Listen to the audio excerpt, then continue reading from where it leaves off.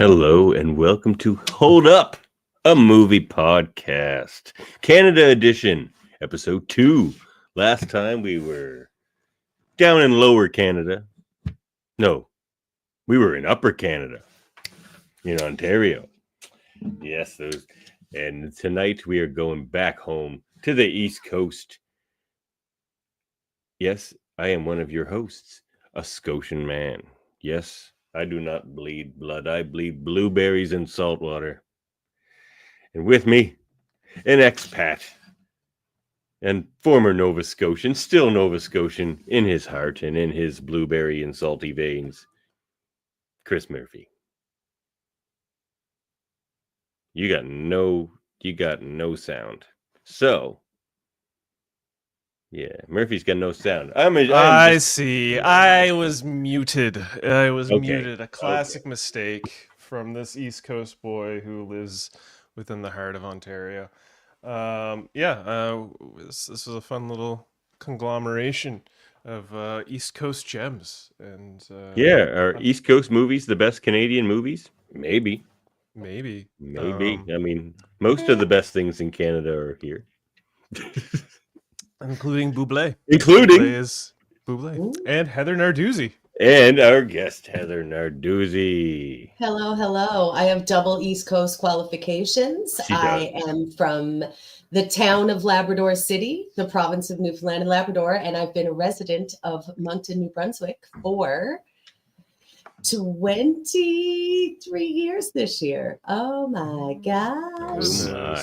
So I moved here when I was 5.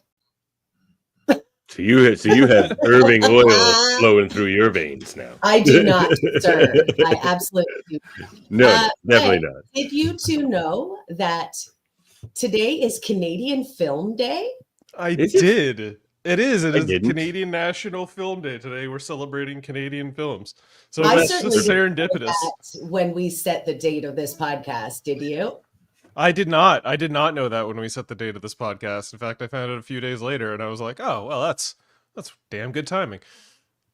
Nice. Well, that's awesome. We got a real good old East Coast kitchen party of movies to review here. So, get your metaphorical blueberries, get your metaphorical seaweed pie, or not metaphorical.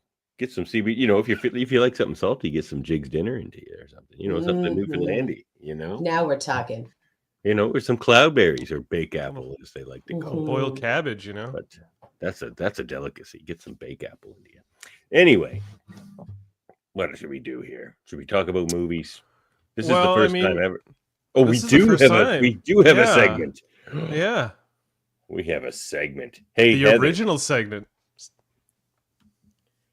what's with you and movies?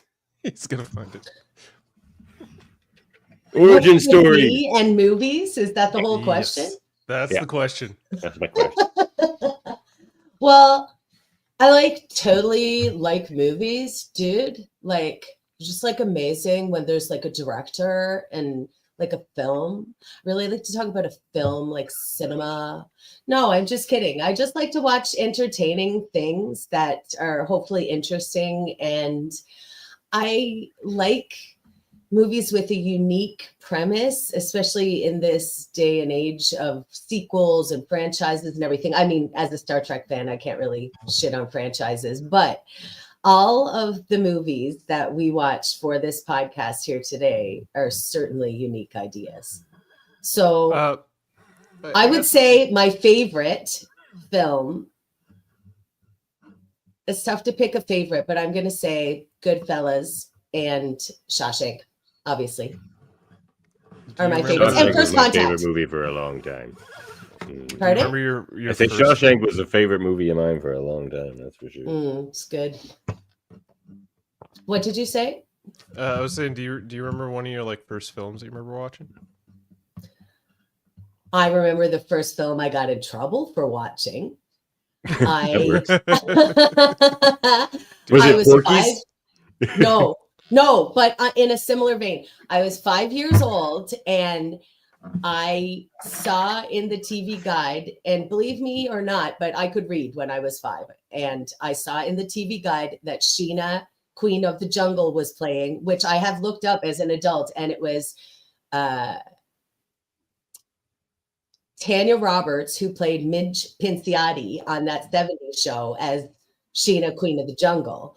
And it was made in 1984, and it was amazing. And there was nudity, and I snuck out of bed at night to watch this movie, and my dad caught me, and I got in trouble. Little blue Nui, are we? I feel like it's not only my movie origin story, but my queer origin story. Sneaking out of bed to watch Sheena's boobies on TV. Origin stories. That's what we're all about here. Of all kinds. All right. Well, let's just make our way into Theater 1, shall we? Take a seat.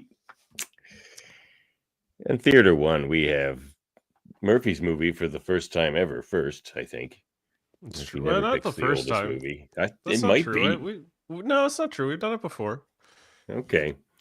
The Secret Life of Algernon from 1997 and from Nouveau Brunswick.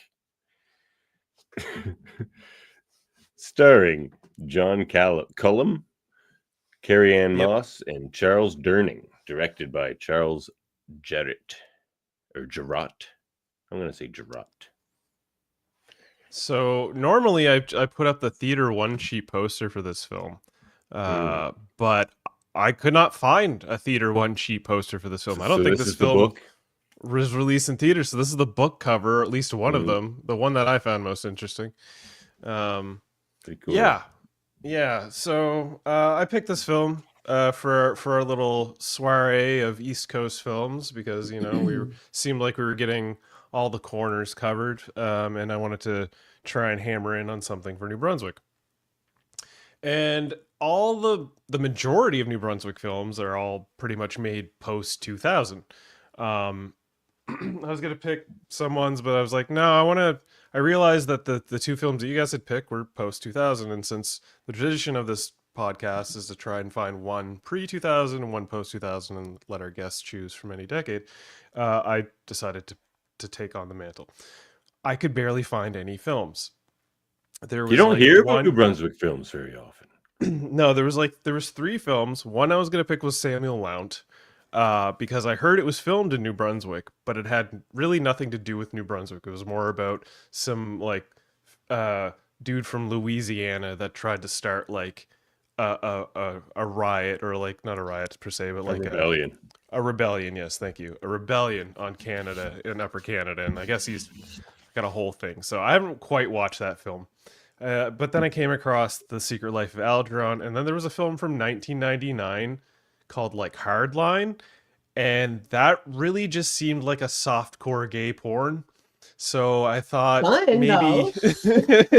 maybe fun, but maybe not. Let's go with The Secret Life of Algernon, because these are my 3 options. One's not fitting. The other one, maybe not feeling that. Let's go with The Secret Life of Algernon. And maybe just one thing to talk about for that one, Not a ton of things to discuss. Yeah, it seemed like Hardline was more about hard drugs and homosexual life in New Brunswick, which, completely valid, but it seemed from the trailer specifically, it just seemed like a lot of softcore man-on-man porn, and I was like,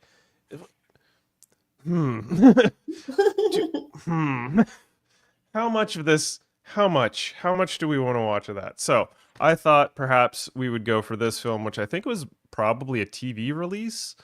I couldn't find a lot about it being theatrically released. I couldn't find a budget on this film. Do you have a trailer for it?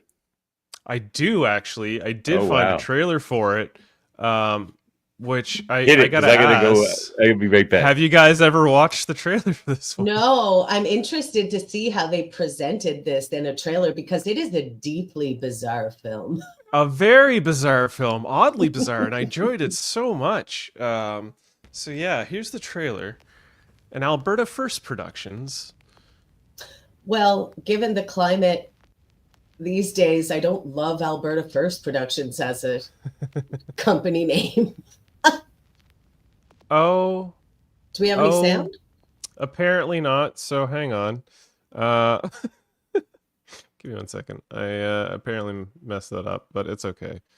I have a backup. Okay, well, while you're finding it, I would like to say Carrie Ann Moss is wonderful in this, and my So look good. tonight is an homage to her. And except she wasn't wearing a red lip. I'm wearing a red lip as a nod to Nicole in Who's Your Father? And I wanted to point out that often bad girl characters, femme fatales, female villains are coded with red lips, red nails, and animal print. You know Mhm. what? That's an excellent observation. I didn't consider Yes. that. Yeah, it's true. And more often than not, brunettes are villains and femme fatales, and blondes are good girls. Yes. Yeah. Mhm. It's that Barbie thing. So here's the actual trailer. This is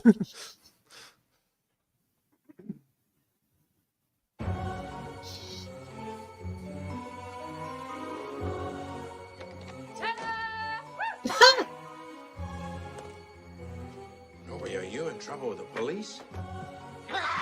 Why don't you help your friend Al Help? commit suicide?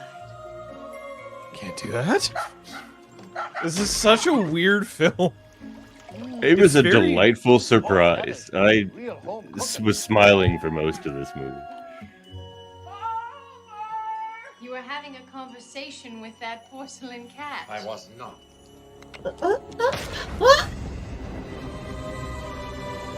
Why'd you kill him, Al? I didn't do it, Madge. It was Norby. He did it himself, you see? Just Wow, you really do have the same coat. Pendleton, we have two corpses. I actually One chose motion to between grab the other two with half of his head gopher missing. leopard print coats Coming that I clean have. is not an option here. Eulalia is right. Eulalia. You're I'll see to Eulalia.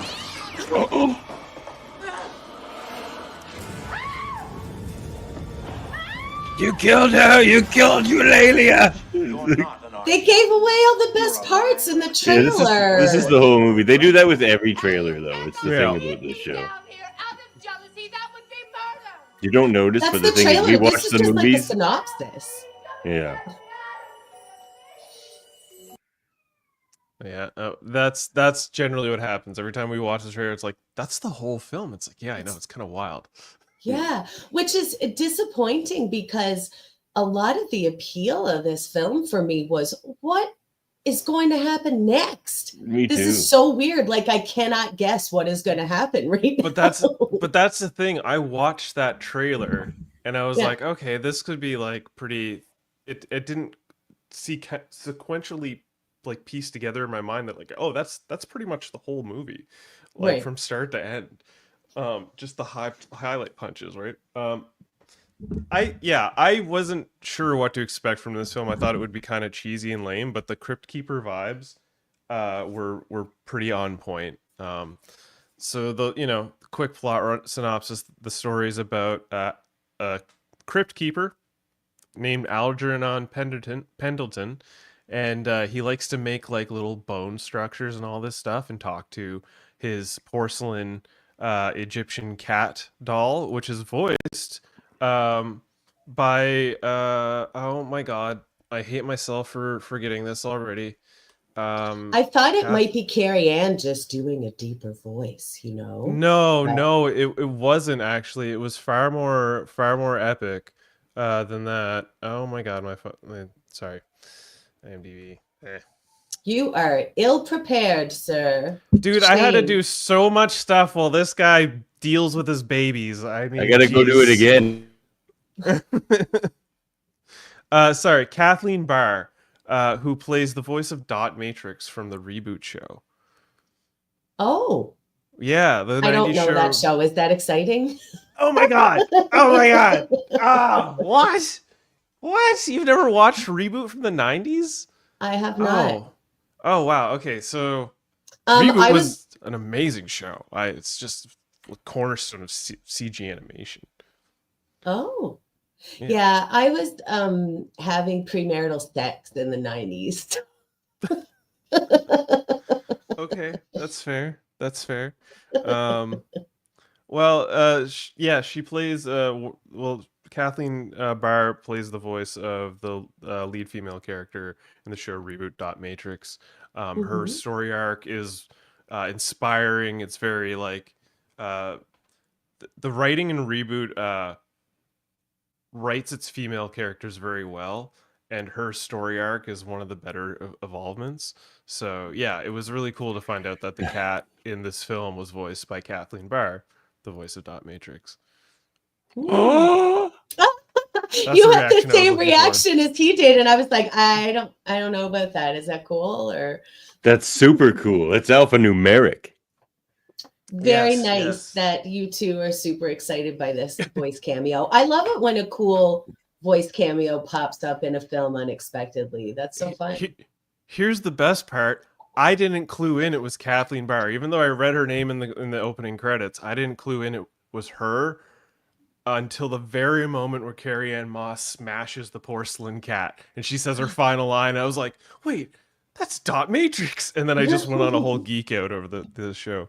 That's amazing. Everything Dot about this Matrix movie is amazing. an excellent name for a character, by the way. Yeah. A plus. Such a great show. Hexadecimal's my favorite. Hexadecimal is one of the like best characters in all of like cartoon history and just It like, is, man. She is. animation history. Yeah. But this isn't a reboot podcast. That's Let's for get back on Reboot the track Reboot here. podcast. What is This is the about secret life of Algernon? What is the secret? Do his tell. He secret builds is- dolls out of bones. Yeah, he builds dolls out of bones and kills his neighbor's dog for like breaking into Homer. his house for some reason. And then Homer. he shoots the dog and then he boils the dog for the skull. Isn't that my This favorite happens in scene? the first 10 minutes of the movie. I was like, Yeah, it happened so quick. I was expecting this scene because I'd watched that trailer to be later on. But yeah, like Davin had mentioned, this was his favorite scene. I really hope okay, cool. This is this scene where he's boiling the dog and his friend comes and his friend from afar When my mother like died, war buddy I came up here shows to up out of administer the nowhere. estate. Well, what with one thing or another, I'm still here. And still chasing the women, I bet. Jesus, you bachelors had the best of both worlds. Hey, that smells something good. So he Hello, wasn't making Eulalia. soup. As a matter of fact, no.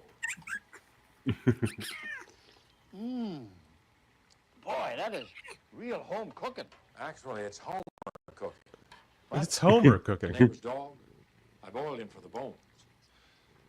You're kidding, ain't you? Yeah, yeah, just kidding. Yeah, just kidding. yeah. That see It's the reason this is my favorite. Not only was it a funny gag, but like that's the point in the movie. Like what Heather was saying, where I realized like shit was gonna get crazy. Just like his reaction to that, yeah, just kidding. Like that whole scene was crazy to me, and Yeah. his reaction was crazy. So I'm like, he's gonna go along with all this crazy shit. Like. The like opening scene is him with a hot glue gun, hot gluing bones into statuary. That's when I knew this was going to be a deeply fair enough. strange film. Not just statuary. He was making a chess piece set out of them. Yes. I didn't realize that until he sat down at the chessboard after, because at the start you just see him doing like putting together a little structure. I thought he was building little towers or something, but that was real weird. Yeah, it's super weird. Good old home cooking buddy. He liked it though. He liked that Yeah. Homer. He did. Like He dog was- would just be the worst. The smell of wet dog. Can you imagine like eating that? Like no. And what the But- house would smell like of him boiling down the bones all the time. Yeah. Bleh. Yeah. Algernon Yeah, could keep his secret. I'm not going in that house. Yeah. Me neither. You'll just Well- become the next like set of bones he needs to work with. Like No "Hey, get out of here, Eulalia. Say goodbye. Bye, Eulalia. Meow. But yeah, Mhm. his old war buddy Normie Hess shows up with a briefcase full of money, like $1 million basically. 1.2 million to be more specific. He just like sold out all his assets, caught a random flight, jumped flights, changed his passport, and now he's in the middle of somewhere New Brunswick. Because Most of why New not? Brunswick is somewhere New Brunswick. Now, I will say that when he leaves later to go on the errand for her, the bridge he comes across is the old Gunningsville Bridge on the Petitcodiac River between Moncton and Riverview. I recognize it from the Moncton skyline. That bridge is not there anymore. So we can surmise Because from they this fixed the that Petitcodiac River. they did. They opened the causeway. That's right. Well, I mean, They did need to do fix that. it? They did that in my hometown too, just recently. Right. But that leads me to believe that Algernon lives, if not in Moncton proper, somewhere in like rural surrounding Moncton area, because, and also that doesn't make sense for him to go to St. John that way. Yeah, they keep 'Cause calling that's it where St. it's- John, don't they? Yeah. Or they keep Yeah. mentioning where St. she John. works, St. Yeah. John. Yeah. But yeah, but that's a shot of Moncton for sure. So maybe geographically it doesn't make sense, but really how many people would notice that in this movie? Only locals, right? So anyway, sorry, carry on with your synopsis. I just was very excited to see that bridge. No. This is why we brought you. Oh, yeah, for sure. Like I recognize that like every set in Hobo with a shotgun. I'm like, oh, well, that I know where on that street that street they're standing, and like So yeah, basically Algernon is, for the most part he's broke. He's like hawking his dad's heirlooms that he's confined and to that degree. I think I went with this scene as my favorite scene, is when he's having sort of the tiff with Eulalia. I don't know. I just found it very entertaining. I have to visit my ear again. If you had managed the money better instead of squandering it on that Irish widow you met in O'Harrigan's bar, you wouldn't hear be Dot short. Matrix. that is Dot Matrix. What happens when you've sold the last of Grey Grampy's curios? Perhaps Aunt Mabel will pass on, leave me a few miles of that Maine shoreline she owns. She is 89. She'd be much better off if you went down there and throttled her, Throttle Aunt Mabel? What a thing to say. Perhaps you'll sell me to the Turk. Eulalia, never. Never. I remember I watched it. I like immediately texted Murphy. I'm just like, by the way, this movie is great. I love it, like or something like that. And then he texts me right after he's watching it, or like halfway through, or something. I don't even know. He's just like, man, this is funny as hell. Like, what the fuck? Like, Yeah, it was funnier than hell. I love the fact that he's selling to like a Turkish pawn seller, and then he's like trying to make the deal. And this is basically the point in the movie where Carrie-Anne Moss's character comes in. from St. John, St. John's University. She's not St. John's, St. John. Get it together there. I know you've been in Ontario a while, but there's a difference between St. John and St. John's, sir. If you ever want to come back, Murphy, you watch yourself. So she's allegedly from St. John University, as a like historical, Is that a thing? I don't As think an St. John University is professor a of thing. Egyptology, I believe Yes. she said her title was. Also, can I just say she looks so dope when she comes in. She's got that fur hat on and the outfit, and like just what a beauty. Is this Oh, yeah. post Matrix or pre? Did the Matrix come out in 99 or 97? Pre-Matrix. Okay, because By this 2 movie came out years? in 98 and the Matrix came out in 99. Yeah, it came Right? out This came out in So- 97. Did it? Oh, okay. Yeah. Well, it's definitely pre-Matrix, but she just looks fantastic and comes in and kills it. The whole time I'm watching the film, I'm like, why is Carrie-Anne Moss in this film? What was she doing in New Brunswick? I have so many questions, and none of Is them she were Canadian? answered. She's not Canadian, is she? I don't believe so. Let's think look she it is. up. I On do believe Canadian she Film Day, she must be Canadian, or else there was no chance she would ever be in this film. She was born and raised in Vancouver, Canada. Now, there we go. Good job, Carrie-Anne Moss, on Canadian Film Day. Congratulations on your starting role in Flowers for Algernon. No, that's not right. That's not what it is. No, that's it's not the right. Secret of Life Algernon. Secret Algernon. Flowers for Algernon is something different altogether. Actually, there is something called The Flowers of Algernon, and I'm wondering if it's like a sequel book to this Maybe. series or something. No, Apparently, there's Flowers like a for Algernon is a book and a film as well. Okay, all right. I was wondering if it was like a sequel to this or just a weird episode of Black Mirror. Unrelated, probably Black Mirror. Yeah. Anyway, so Carrie Ann Moss starts sort of weaseling her way in, and during this time, Normie has basically expressed to Algernon that his wife's left him. He's heartbroken. He's suicidal. He's dying of multiple things, and he just wants to drink absinthe with his friend while playing with a pistol. What could go wrong? What could go wrong? You could shoot the I green hate this fairy. journey for him. It's not gonna go well. Yeah, it wasn't the best for him, at least, Normie.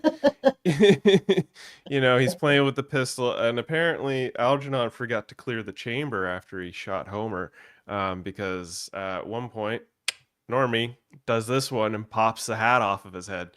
Does a real neat trick, last trick he ever pulled, and that leaves Algernon like, oh no, I have to get rid of this body. Like that's his thought process. Like, I gotta bury So this. many good bones. So many good bones.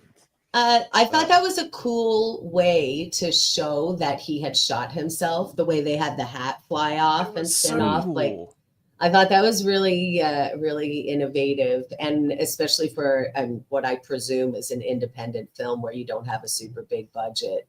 They spent all their budget on bones and hot glue, so they didn't have any. They had to And be Carrie creative Ann with the headshot.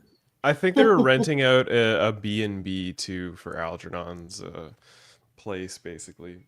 So yeah, now Algernon's got to get rid of Normie, and Carrie Ann Moss starts knocking on his door because she's interested in Algernon's father, who apparently was also an archaeologist and may have found some great golden treasures from some lost tomb in Egypt. Indescript. I don't think they ever really say which tomb or anything like that, but that I can remember. Anyway, I don't think so. things start getting weird. Algernon's, still talking to the cat. Carrie Ann Moss is snooping around, and it seems like he's just trying to like cover his tracks without her finding out. Ultimately, she does find out, and so does this Turkish pawn dealer, that the gold might be there. They have no idea about the fact that there's like $1.2 million. There's so much going on in this film. And I'm just like, one little plot point and then another little plot point, and it just keeps going and progressing, and it's really well paced. And I'm just surprised, because it's like the sound quality wasn't the best. There was some like anytime there was like ADR or like a narration, that audio was noticeably worse than the in-film audio, and I thought that was kind of funny. Yeah, this point. Oh, I'm getting lost in my thought here. I don't know. This film proceeds to basically go from. It's Somebody help me wild. out here. Somebody help me out here. So like they start working together for a little bit, and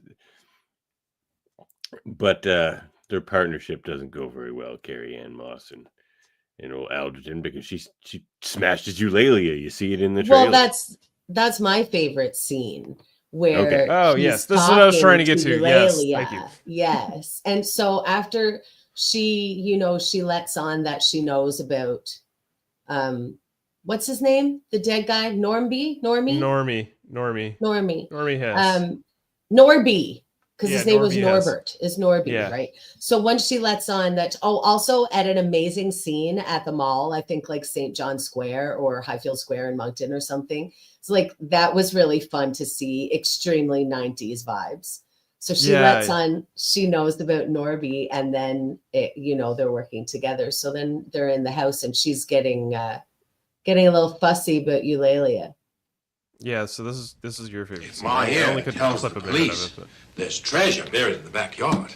I love that he's find oiling Norby's body. Eulalia I'm here. afraid so. You'll end up in the hoosegow, Al. The What am I to Cusco. Go to the police and tell them what happened. Madge wouldn't like that. That sneaky Matahari can't be trusted. That's a little cool chat? framing shot there. It is. I was talking to myself. It's a habit I picked up. Oh, like crossing your fingers when you lie, Al? Why should I lie? You were having a conversation with that porcelain cat. I was not. Oh, trading stock tips, were you? Discussing the Middle East. Al, make her put me down. You might drop her. Well, you'd find something else to chat with, Al. You see, it's all in your mind. Dogs hear whistles. If I can hear Eulalia speak, what's it to you? China cats don't talk. Anyone who talks to them has a hole in the head. How? Look, you may not believe in extrasensory perception, but I can give you facts and figures. Metaphysical rubbish. Give her a punch. And I'll prove it. Give her a Kick her down the punch. stairs. Face that wall. Very well.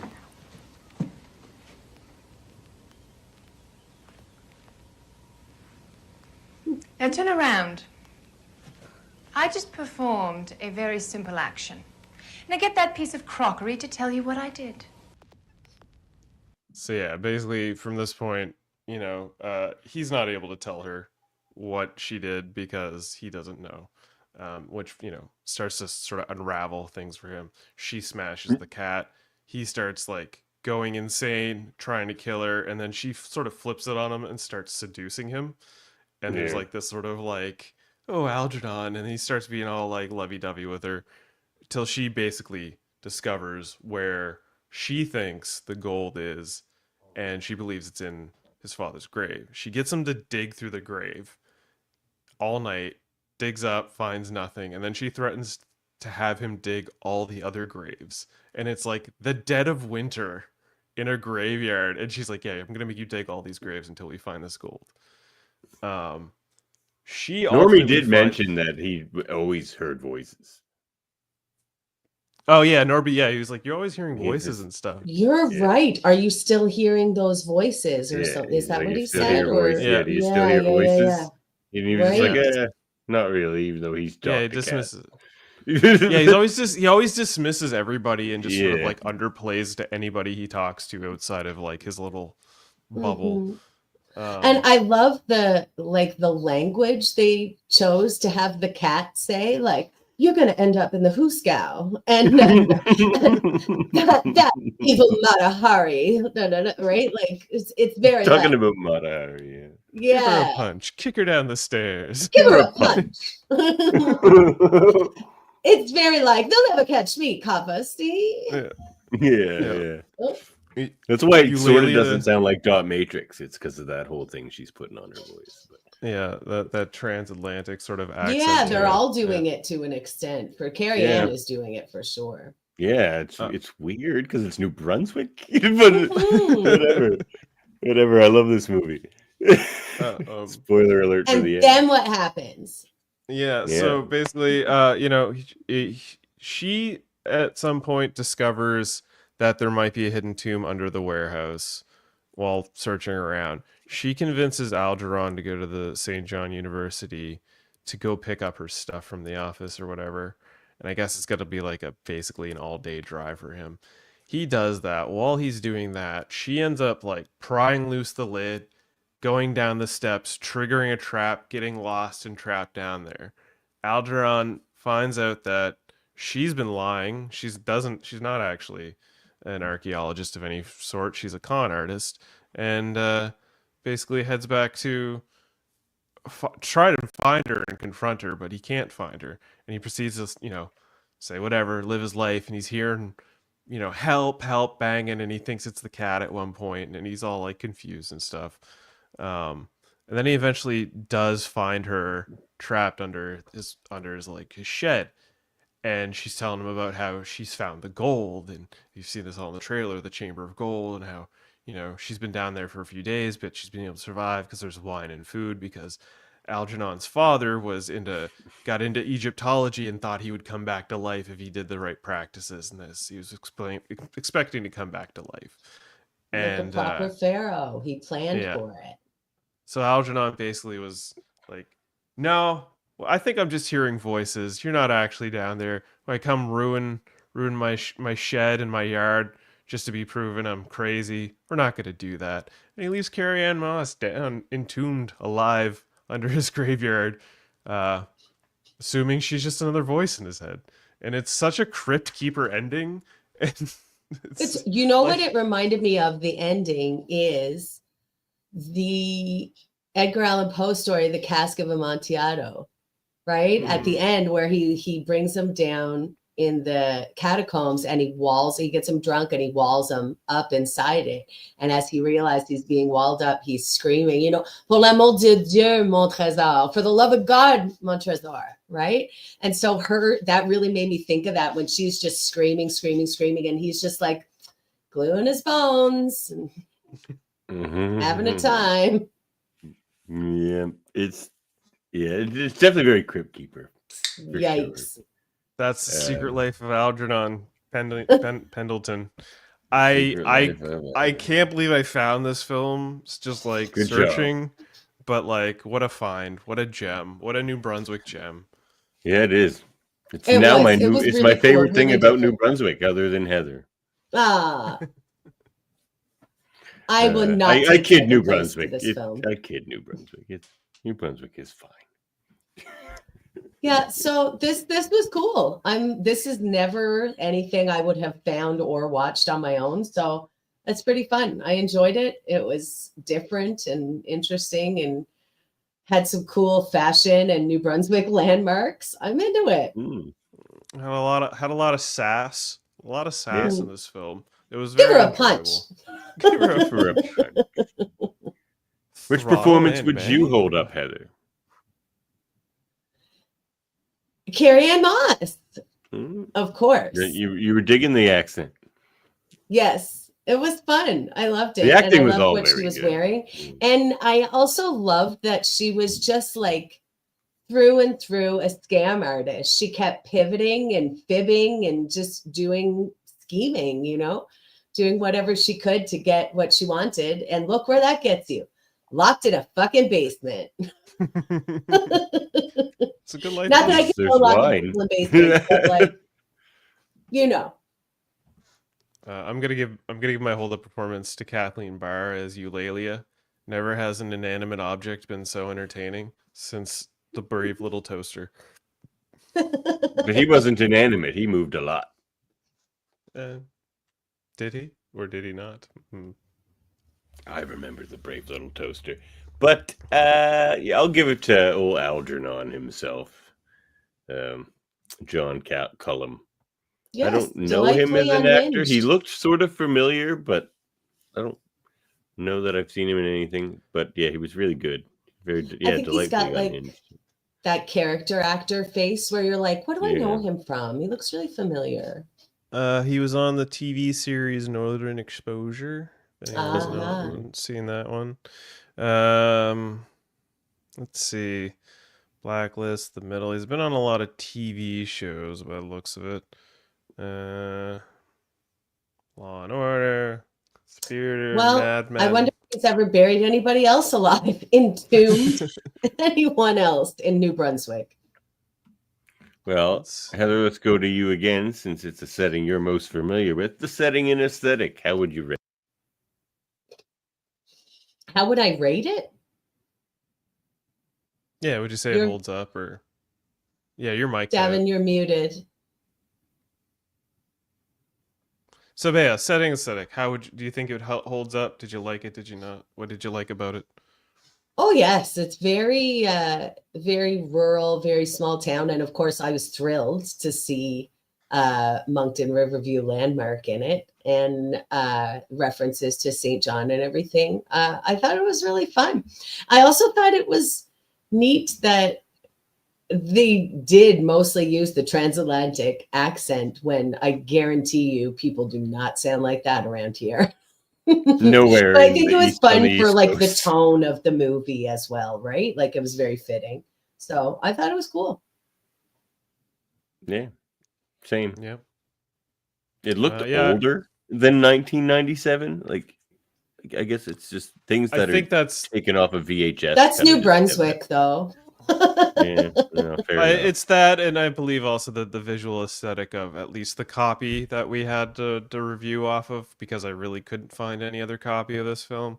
It seems like somebody just sort of like got a VHS, it's like it was playing on their TV and they happened to record it, and that's the VHS copy of it. Mm. But Yeah, it did yeah. look pretty washed out.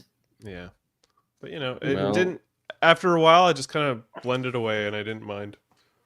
Well, with all that popcorn in the background, I must say.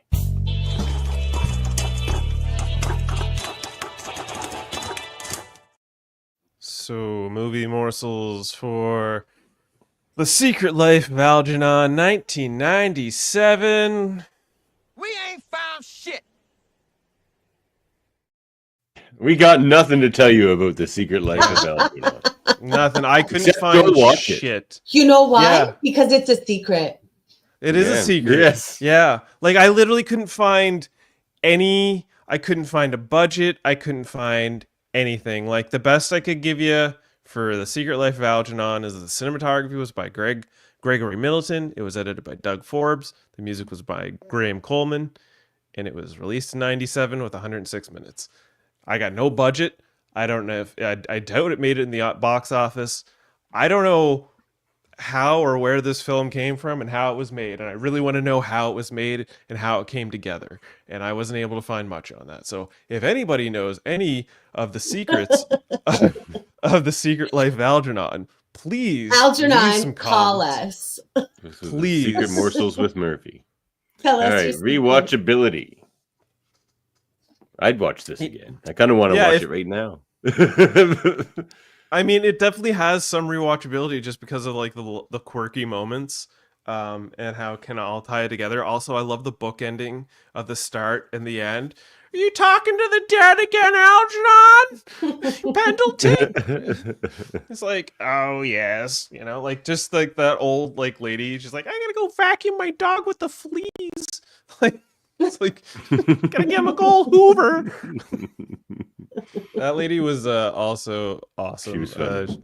She was like, I believe she was a stand-up comedian in Canada. Her name was Kay Hawtrey. She played Miss Beanie. Yeah, I can't. I'm assuming, she apparently played voices in The Little Bear. Anyway, yeah. Rewatchability, I give it yes. Yeah. I would not rewatch this by myself, but I would eat a gummy and rewatch it with two of my friends, Jen and Sarah, because they're both very funny laughers. And just Yeah. like to watch them watch this and be like, oh, what is happening in this movie? I think would be really fun. There you go. So I would Oh, watch again in a friendship Kinda and gummy same. setting. Yeah, kind of same. I'd like to show somebody this movie.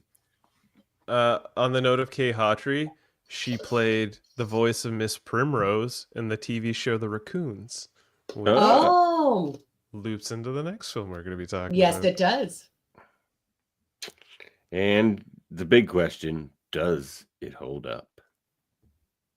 The big question is, who's your father? Well, that's true. Well, That's a we'll big get to question, that. too. We'll get to that. We'll get to that Yes, last. this holds up for me. This was fun for me. I enjoyed this film, and I'm glad I watched it. It holds Yeah. up. Yeah, Yeah. I concur. Sure does. Especially given like the zero budget it probably had. Like it, Yeah. they did something real special here with what they had to work with. I think. Yeah, it was a quaint little pocket of New Brunswick history, a little time capsule, if you will. Wonderfully acted, thoroughly joyful and entertaining. Yeah, big fan. Holds up. All right. Well, let's move over to Theater 2 then, shall we? Which is my pick. Hobo with a Shotgun from 2011, starring Rutger Hauer, Gregory Smith, and Molly Dunsworth, directed by Jason Eisner. Yep. So, I picked this because I hadn't The seen it. DVD.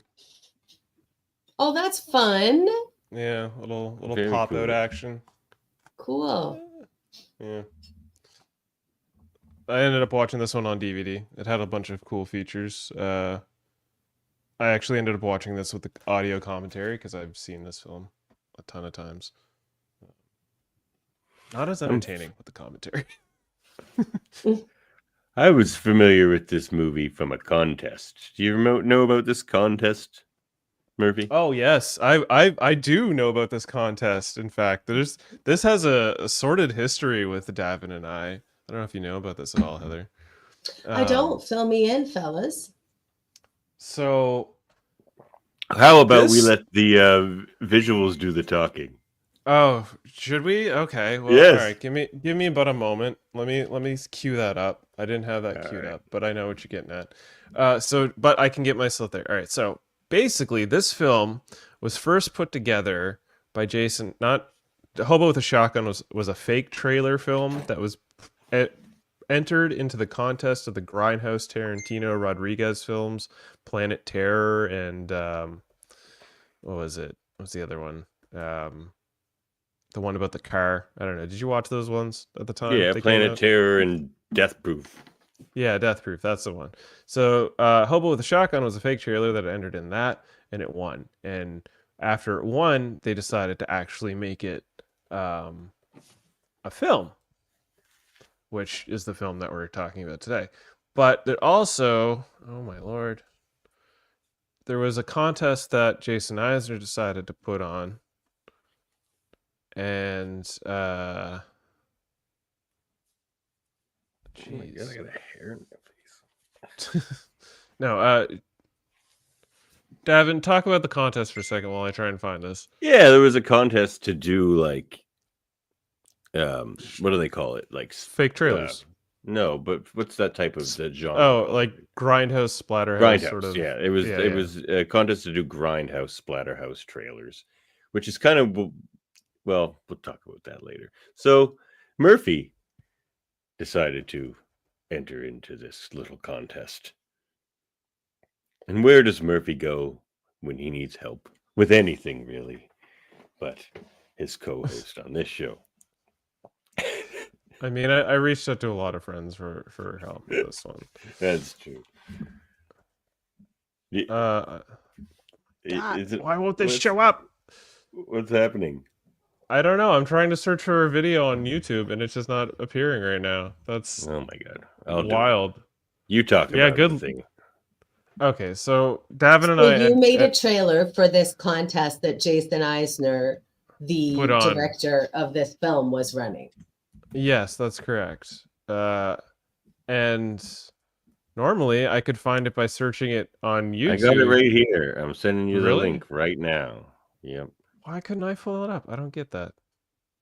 I don't know. Sounds like you needed help from Davin again. Is that true? Or It's always with everything. I'm telling you. Listen, I was being like, I'm searching for it, and for whatever reason, I'm getting suggested a bunch of like weird AI videos about Jesus Christ, and it's really weird. AI Yeah. wants you to accept Jesus. Show us the Apparently. trailer. Okay, I'm pulling. You know it up what? right now. If I'm ever back on this podcast, I'm making popcorn and having it on hand because these popcorn graphics are It's killing making me me. hungry too. I know. me too. Okay. You got it? So, yeah, I got it. All right, here we go. And this should be added. Here we are. This is the People versus Christ.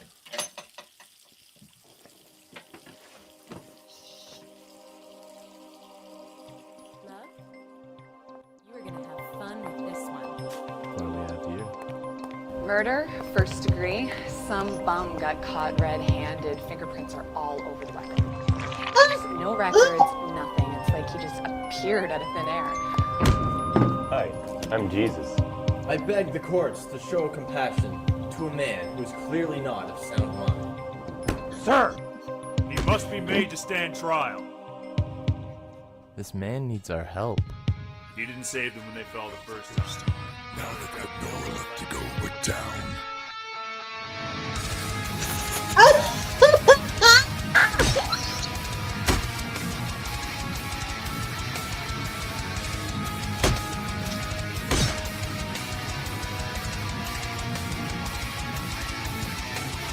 Don't you understand that you're on trial for murder?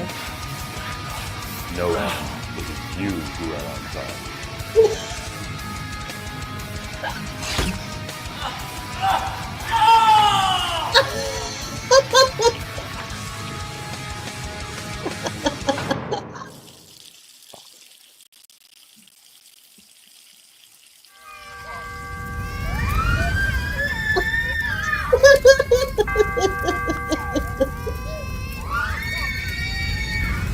I feel like I just showed you like baby pictures. Jeez. I know. That was legitimately like babies one of the first things I ever like got into producing film and stuff like that. I decided like what like we were with my roommate at the time, Raina Harris. She's like, wouldn't it be crazy if like Jesus was put on trial for murder? And I'm like, wouldn't it? Let's do that. And I started like making calls, and I got reached out to my buddy Pat King, because I knew he was working in the film, or he was in school for film. And then he ended up reaching out to David Falda, who I became friends with. And I ended up getting in contact with Mark DeVoe, who's like got into, you know, special effects film work and stuff like that, and is a very successful career ever He's since. done a ton of stuff. Yeah, I paid him like $800 to do the devil makeup, and then he helped us out with all like the gore effects and stuff, and we just did our best to like He piece it put all together. scars on my back when I'm like, Yeah. we got access to like the NSCC film studio through Pat. We ended up getting access to the courthouse on by the waterfront there, so we actually had like an actual courthouse to use, and we filmed for like the better part of an hour because we had like an hour and a half in there, and then David accidentally wiped the camera and we lost an hour of footage, and we had 30 minutes to refilm everything, and I had sent all my extras home because I figured we had all of our shots.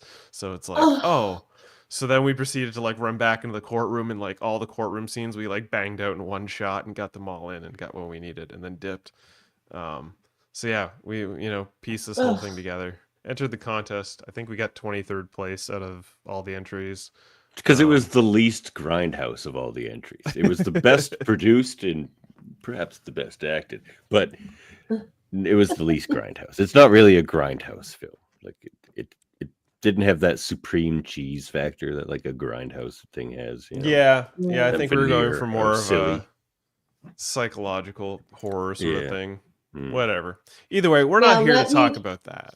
You know what? I will tell you, I enjoyed that trailer more than I enjoyed the film Hobo with a Shotgun.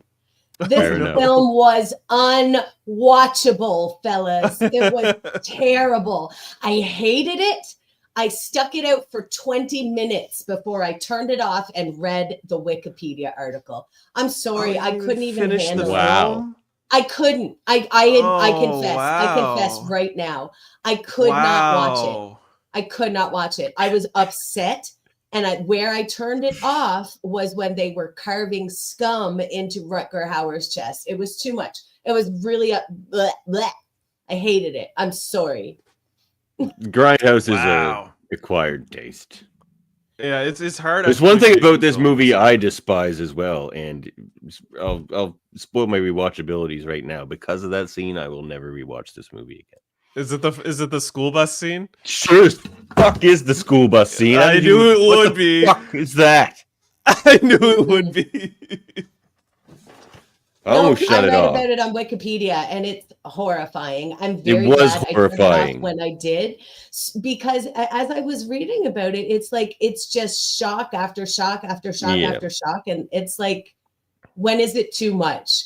So, and The- like it was already feeling a bit too much for me when it started getting real rapey at the start there, and then when that was diverted, I was like, okay, well, maybe I'm not going to see somebody get raped here. And then they started carving chests, and I was like, no, that's enough. I'm done. I'm good. Luckily, it never gets rapey. Really, No, like- it always. I don't gets know. It seemed borderline pretty close rapey to- in the Wikipedia Yeah, I mean- article.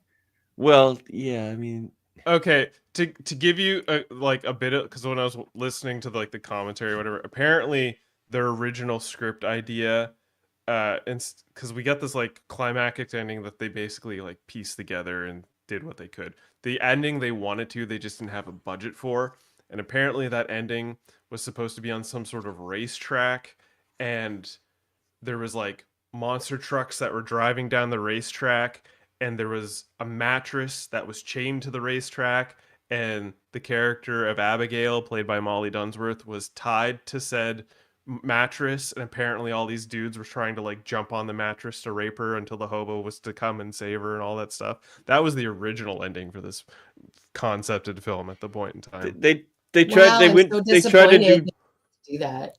They tried to do too much of the shock. Like there was a scene they did. Or I understand. All right, I understand the point of Grindhouse, where it's like it's about that, and but again, and there's usually it's like watching a trauma film. It's just like the amount of silliness and cheese is supposed to kind of override how horrifying it all is in your mind, or like at least balance that a bit.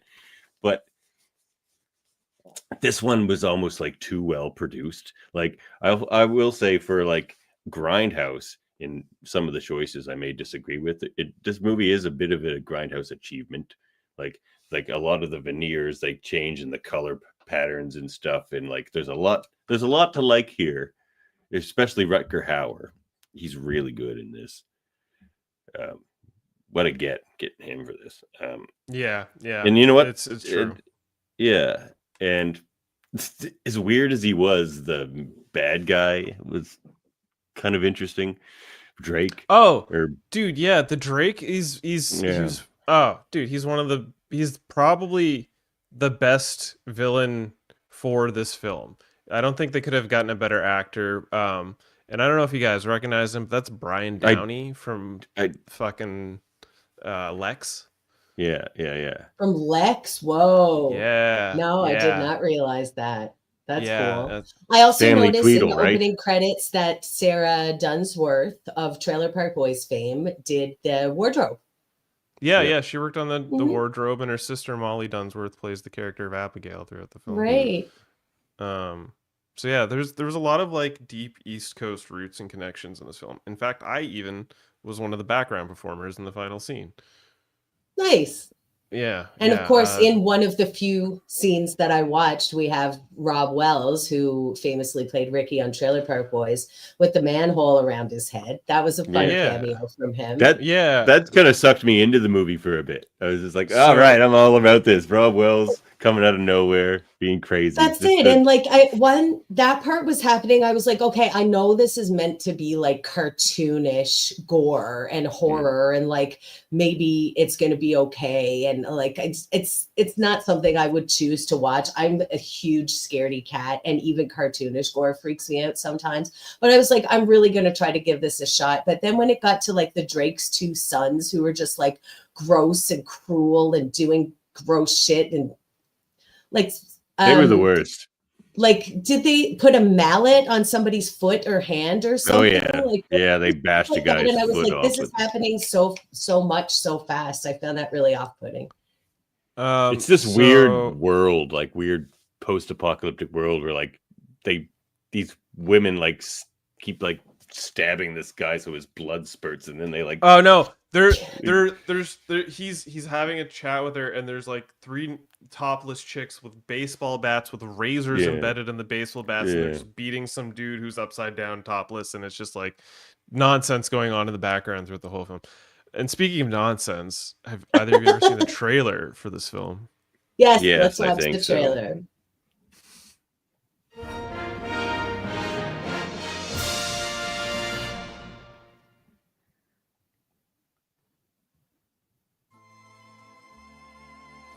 The soundtrack in this movie was really good, though. Yes. Yep.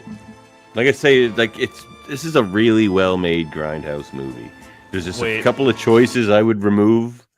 I just realized it'd be a pretty great Grindhouse. That's not. I don't deny that, and like the color palette is great. Everything, like, it's very visually appealing.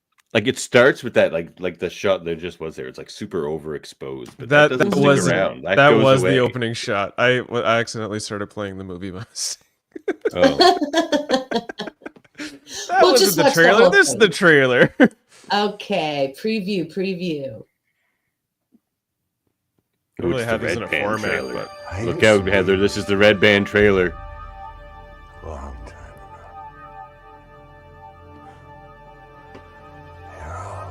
I almost picked this. That was a scene as great my scene, T. favorite. I almost picked Yeah. this too, actually.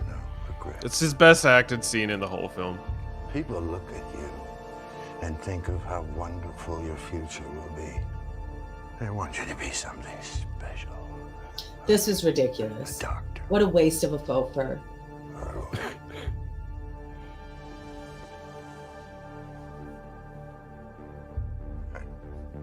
Hate to tell you this.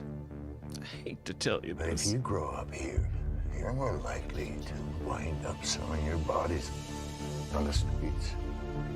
Is that Detroit Velvet Smooth? Or shooting dope from dirty needles. DVS. Bust up. And if you're successful, That's cool. you'll make money. Yeah, there's some selling really junk like to crackheads. pretty shots in this film, amongst all the terrible bullshit. It's a good movie. It's just a couple of things that were unnecessary.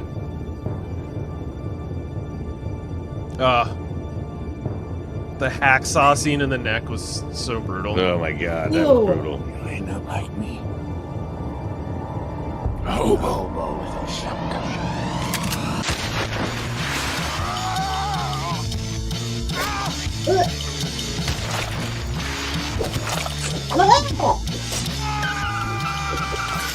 Oh, I hate Give that scene away in the trailer? Boo. Oh well.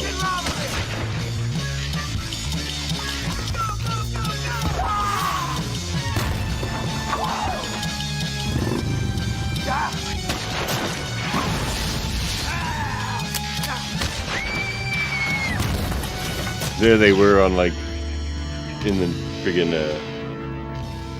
Shabukto Road in Halifax there. Yeah. Or not So- Shabukto. So you mentioned earlier the head ripping scene, Devin. I picked that one for your scene because the scene you wanted to pick is basically the scene I'm picking, and I'm picking that because Okay. I'm in it. Okay. So this is your favorite scene that you were talking about, I see it. and I like this scene too. Fucking miracle worker. Because I am gonna make it rain. Get it, Snick!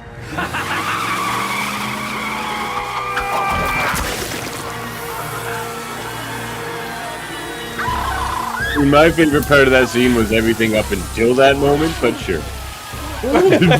Pick the decapitation. I was just talking about Rob Wells running around being Rob Wells. But yeah. Well, can you feed your legs now? Can It's you a pretty good head. There's something else you Yep. want to for an say to indie me? movie. Well, thanks for tuning in, ladies and gentlemen. Who knows? Maybe next time one of you will be our lucky contestant. Enjoy the ride, my favorite fucking uncle. Go the fuck home. It's his own brother. Like Don't it was. forget to wash your Wash your dicks. dicks. That's like my favorite line of the movie. Don't forget to wash your dicks. That was your favorite scene then. I said Rob Wells. He brings into the scene and after Rob Wells and plays it for like a minute. Like anyway, go watch the Rob Wells You scene in the movie. didn't specify what part of Rob Wells. You're I gave you supposed to the- give him the time. Be precise, Oh, Davin. I never Come do on. that. Yeah, he never does that. I always have to guess what he means. Oh, I gave him the time because I'm You- an you're- obedient guest. You are glorious. Thank you for that. I love when guests. I do mean, that. I didn't watch one of the three movies. You didn't so watch like, I'm not this movie? exactly like a perfect guest. Oh well. I forgot you were a scaredy cat. I But, am a scaredy cat. It's too scary.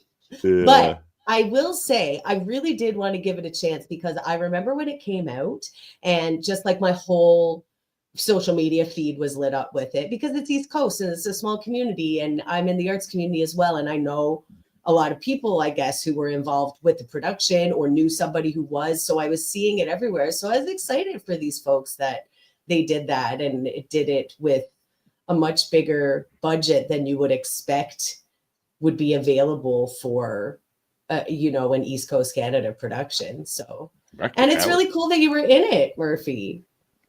Yeah, it was an interesting evening. We're gonna watch that uh, clip, right? Because I'd like to see that part of it. Yeah, I'm Okay. gonna try and point it out to roughly where I am. Barely there, but I'm there. I was but are you second in gonna play line to my play the favorite part hobo. now? Yeah, actually, we're gonna get to your part. So, basically, this whole film, you get that introduction of this hobo that enters Hope Town, aka Scumtown, through the train and all that stuff, and he gets introduced to the Drake family and that craziness where they rip off Roswell's head. And where did I put your scene? What a There great it intro to a is. villain, though. It's just like, I'm going to kill my own brother in front of everybody in a horrible fashion. And In an innovative Their and wheelhouse. horrible fashion. Yeah, and speaking of innovative, horrible fashions, so the hobo ends up sort of meandering around town, and he comes across the Drakes again, and he sees their really nice Bricklin. It's like a Canadian-made sports car. It's that white car. He sort of sees them pull up to what used to be like, I forget the name. It used to be like the Bus Stop Theater. Do you guys remember that place at all? Yep. Yeah, that's basically Still where the there, Bus isn't it? Stop Theater was. No, I don't know if it is or not. It might be, but yeah, it's he ends up going to that, and it turns out to be like this arcade where a bunch of just degenerate shit's happening, and yeah, this is where you're getting introduced to the Abigail character, and you're getting more of the Drake brothers. And this was Heather's favorite scene, which was the arcade. Hey, Ivan! Shut the fuck up!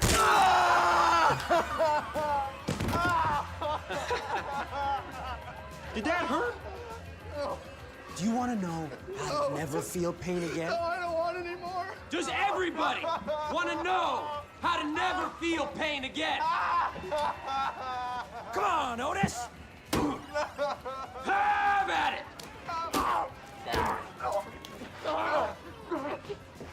I mean, that looks like a good time. He forgot about his hand. He did. He never felt pain again. And then all the folks descend on it like vultures Yeah. and just smush their faces into it. Okay, so did y'all read Christopher Pike books when you were like a tween and a teen? Okay, so I loved those books. I devoured them. And one of them was called Die Softly. And in Die Softly, one of the characters was killed by one of the cheerleaders duct taping his mouth shut and putting cocaine under his nose and forcing him to overdose on cocaine. And I remember, even as a teenager, I remember being like, getting tied up and forced to do drugs by a mean hot girl. That sounds fun. Sounds So like a good that I thought time. about that when I saw this scene with the arcade giant flour bag of cocaine. And shortly thereafter, it got weird again, and I turned the movie off. Yeah. Basically, the hobo sort of witnesses Abigail and what was this? He's played by Gregory Smith, Slick. Yeah, the character Slick, played by Gregory Smith. I don't know if any of y'all recognize this guy, but Gregory Smith he was like the main character in what was it? The Tiny Soldiers film, the one with the toys. Toy soldiers? Toy soldiers or whatever, super soldiers. What was it called? It was like there was like the little G.I. Joe action figures against the like Gorgonites. And you don't remember this film? Am I the only one? I guess Yes. maybe. Well, that's where I remember Gregory Smith from, and it was interesting to see him in such a like villainous sort of role here. Well, he certainly played a creep to perfection because I really bought it. He was very creepy and disturbing and like unsettling with how like wild-eyed he looked all the time, Yeah, he played into the role like supremely well, and even Nate Bateman playing his brother Ivan, he was like very energetic and wild, and you sort of get looped into how crazy and terrible this city is. The hobo tries to help Abigail because he thinks she's about to get raped, and then they start like beating up on him, cut him with the scum and all that stuff, and he starts sort of messing with their business, and they want vengeance against them. And then they start Yeah, doing. 'cause he's just extreme walking around stuff. killing people, and he's like getting in the newspapers and stuff, and everyone loves him. They're like, it's just like Hobo Yeah. kills another person, like Hobo with shotgun kills another. Like you just keep seeing all these newspapers show up with like Hobo kills another person. People are like, yeah, this Hobo's great. Yeah, the whole thing he wants is he just wants to make $50 so he can buy a lawnmower and mow people's lawns. Start a and be business. reputable business. But that I like doesn't that they don't tell happening. us anything about him. Like they're like, "Where are you from?" He's just like everywhere. Like he's super. Like they literally give you no information about him at all. Yeah, yeah. There was. I guess they had filmed a scene at one point where it was like he was handing Abigail a purple heart, but they decided not to put that in because they just enjoyed the like, like no man sort of backstory. You don't know who he's from. He's the every hobo. Yeah. And so yeah, basically he's going through all that jazz. He starts killing people because he's in the shop and like 3 guys try to rob the shop. They're like pointing a gun at a baby's face and stuff like that. He's like just gets the shotgun, which is apparently loaded. Off the wall loaded. Off the wall loaded. That's like, the one part I was just like, what? They should have showed him look at a box of bullets or something too, or like. Yeah. Do you feel like Scumtown is like super concerned with gun safety and proper storage though? I feel like if anywhere there's going to be a loaded shotgun just straight up on the wall, it's going to be Scumtown. Yeah, it's. I think if you work in this store, you probably don't want a loaded gun on the wall in Scumtown. I'm thinking about the store owner here. He's like, "What are you thinking, bud?" Yeah. So yeah, no, he ends up, interfering. He's like, I'm gonna sleep in your bloody carcasses tonight, and then like ends up, gunning them all down. Saves the mom and the baby. He doesn't actually sleep in their bloody carcasses, but he does at one point crawl through somebody's bloody carcass around the end of the film. Like, it's interesting that you cut it off at the scum stuff because that wasn't even like. No, that some was of the the more least of it. hardcore stuff that comes. I in the end of the know. film. I knew worse was coming. If that was in the first 20 minutes of the movie, I knew it was going to get worse. And when I read the Wikipedia article, I was like, I'm so glad I turned it off when I did. You know what else that movie that happened to me with? Uncut Gems with Adam Sandler. Really? That was a great I haven't movie. seen that one. I had to turn it loved off. that I was movie. too tense. I was like, oh, I'm so uncomfortable. Something terrible is going to happen. I can't. And it's I know tense. that's like the point of the film. They just keep but I had to ramping up turn the it off. tension.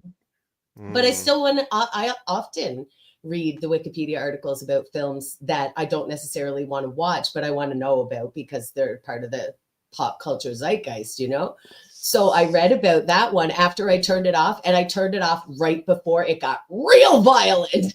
So I think I have a really good spidey sense of when shit's about to go south, and I'm like, no, goodbye. I'm not out. gonna put my through this mental trauma. No way, man. Yeah. So yeah, Okay, so it gets real bad. He pulls down the shotgun. He guns down everybody in the store, and then what happens? He pretty much goes on a killing spree. He goes and gets revenge on the pimps that are like, beating up the girls on the street. There's this like dude that's doing, beat him up hobo style shotgun videos. Or not, what am I saying? Those bum fight videos. Remember those back in the day? Yeah, there's this dude that does that, and he ends up, getting revenge on that guy, making him eat a tape and all this stuff. And yeah, as he's going about getting his vengeance, the Drakes are losing control. Made of him the eat city. glass. He made the made him eat glass. Yeah, he makes him smash a bottle on his head and then pick up the glass and chew it. Eat it. It's one of the more brutal scenes. Like, Yeah, I hate that. Yeah, didn't like it.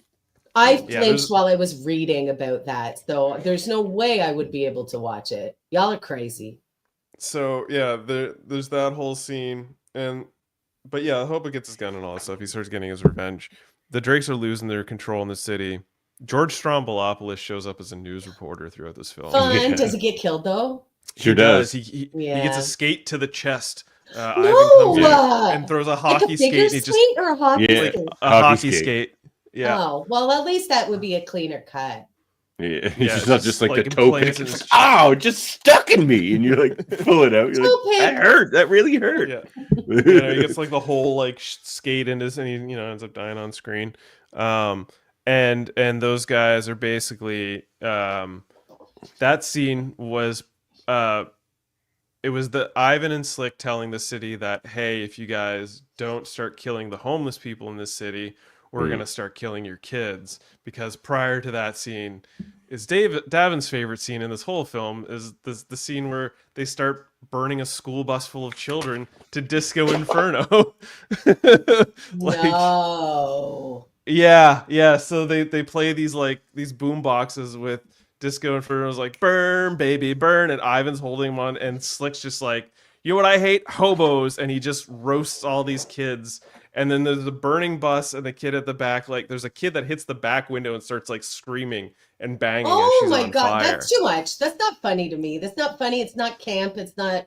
I'm out. I hate it. So this scene was fought hard, apparently, like, the producers of the scene fought tooth and nail with investors to get this scene made. It's the one scene that they would like not relent on. The bus scene? The bus scene was the one scene. You want me to tell you why it was entirely unnecessary? I get they're trying to show you that this is a world where even like people don't even care about children. But the thing is, they already did a scene that I didn't like because, you know, we watched this cartoon movie once and they kept like endangering this child and it pissed me off and made me hate the movie. And Murphy's just like, you're ridiculous. But like, I remember. Yeah, Grant. What was it? The one with the anime one. The Christmas. It was one. The Christmas one. Yeah. It was the what was it called? I forget. Yeah, it was the homeless guy that took care of her baby the whole. But anyway, Christmas so film. Yeah. There's a scene earlier in the movie where somebody just puts a gun to a baby's head, doesn't do anything, but like that's enough.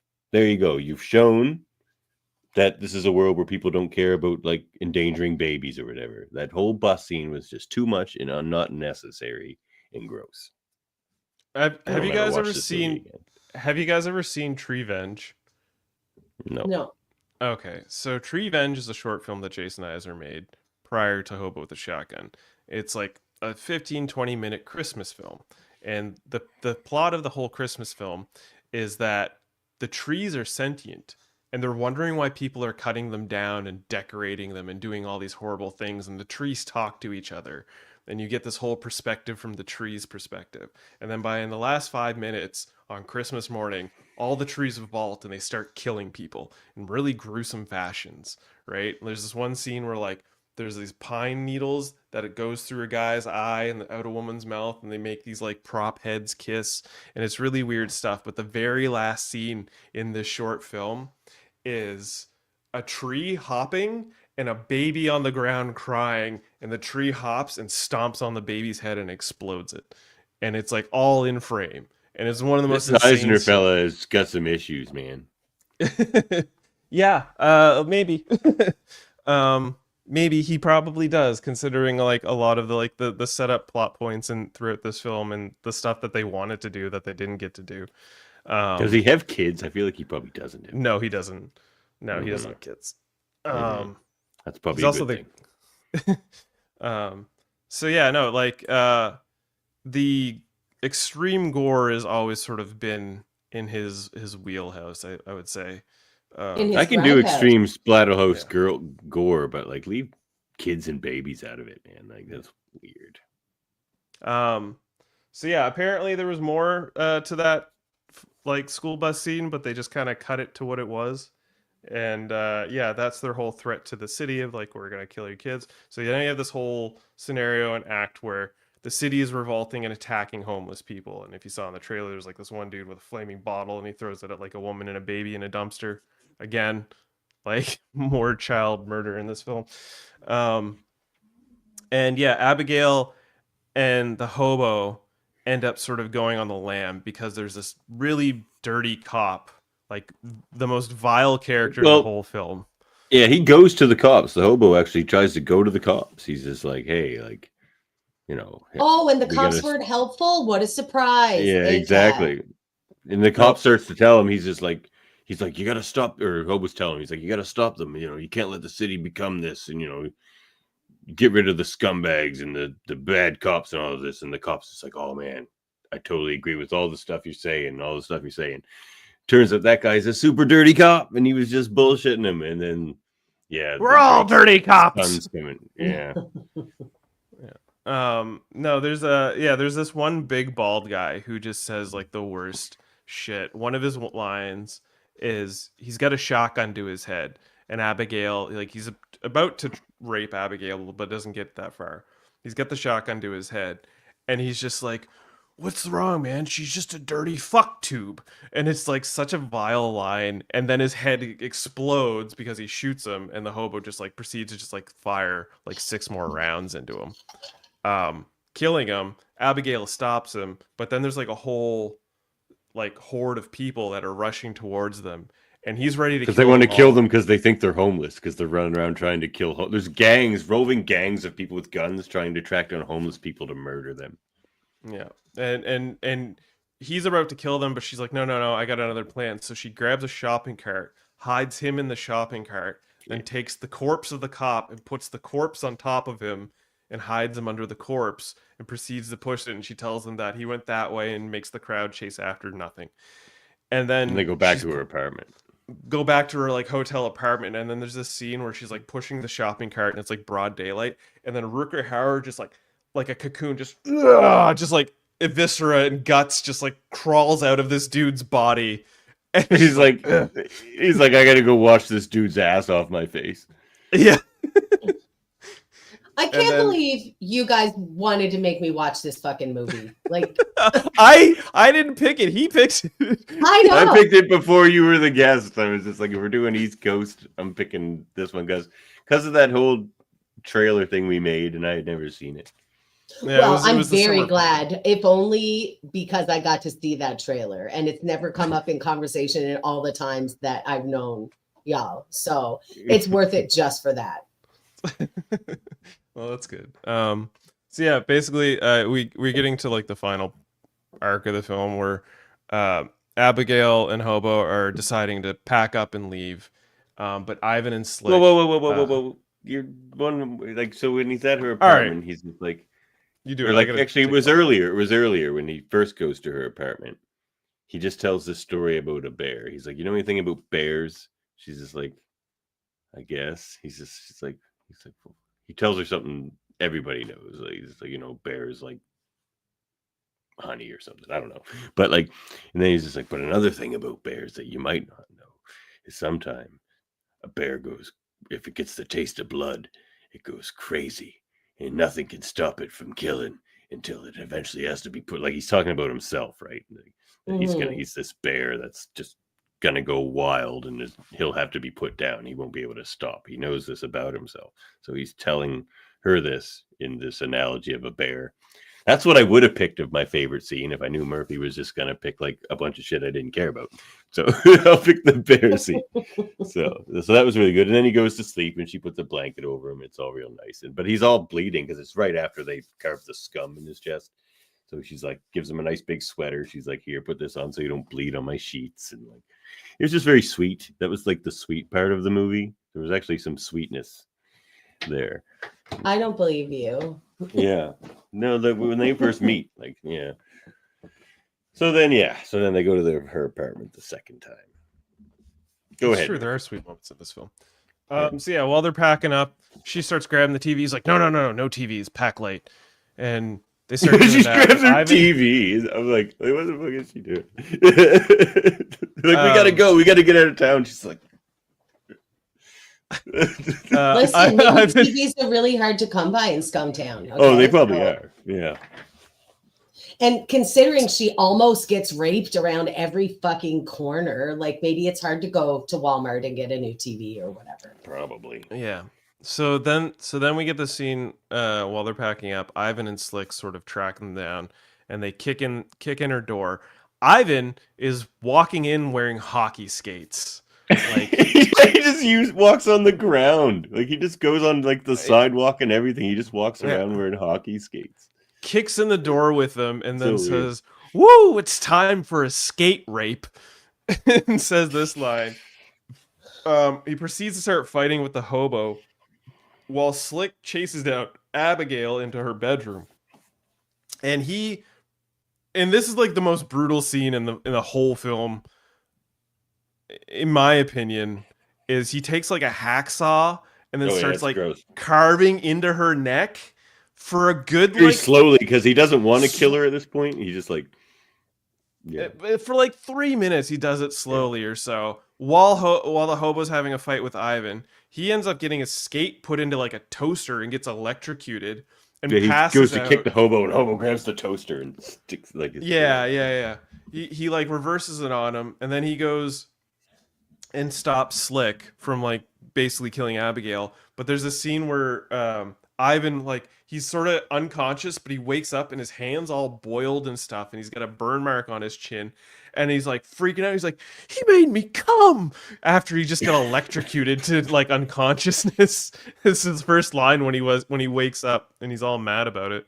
And he's about to fight, but then the Slick starts walking out because Slick, his crotch is duct taped to the shotgun that the hobo is carrying, and he makes him basically like walk out because he's got a shotgun taped to his dick, and makes him walk outside, and then proceeds to like blow his nuts off and kill Slick.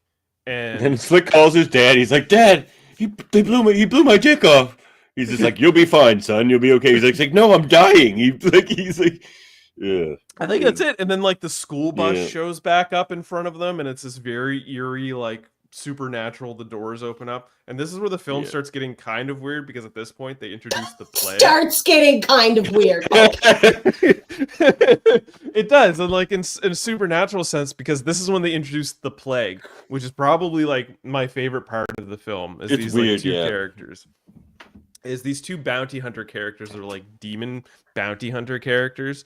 They're hired by the Drake to take down the hobo, and the hobo's taken Abigail to the hospital, and he's basically at gunpoint got the doctors to try and like revive her and like heal her and stuff like that. But the plague goes to the hospital, and while they're marching through the hospital, they're killing doctors and nurses and anybody that walks in their way just to get to the hobo and stuff like that. Like everybody. Because of that, he like, hears them coming. He's stuff. just like, "Oh, there's people being murdered everywhere."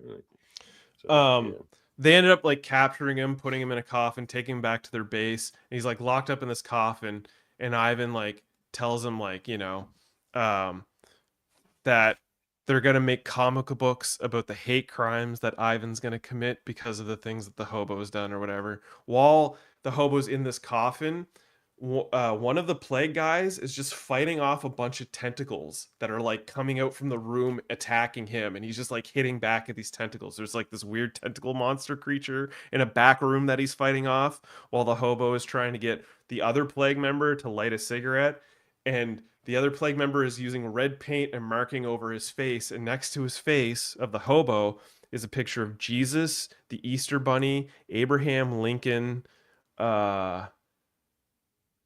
what was the other ones? Like just like really random characters, but they all have their like red mark on their face. Like the plague guys have hunted Jesus, the Easter Bunny, like Abraham Lincoln. Like these guys have been around for eons or whatever. That's where it gets weird, in my opinion.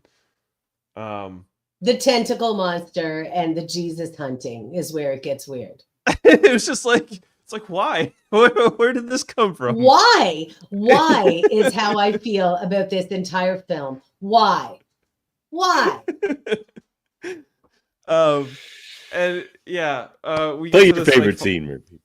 Well, yeah, we get to the final act here. So basically, Abigail gets her build-up scene. She builds like a lawnmower shield, and then gets an axe she ties to the shotgun. She goes to save the hobo.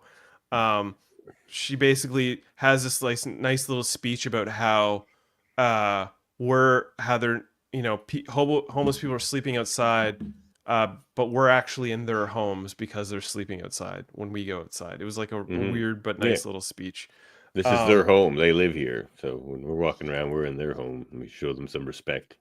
Nice. Yeah, so we get into the scene where the Drake begins the Drake show. This is my favorite scene because it's the scene I'm also in.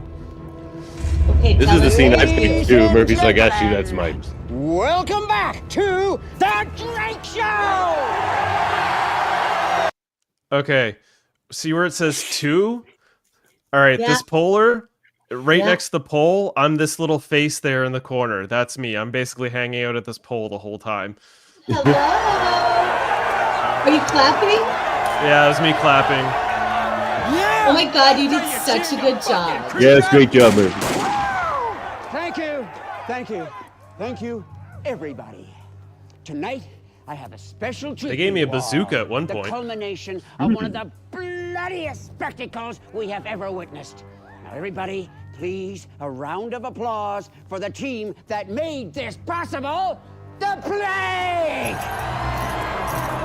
They're so weird, the Plague. Now, those are cool costumes. I want you all to meet a special guest.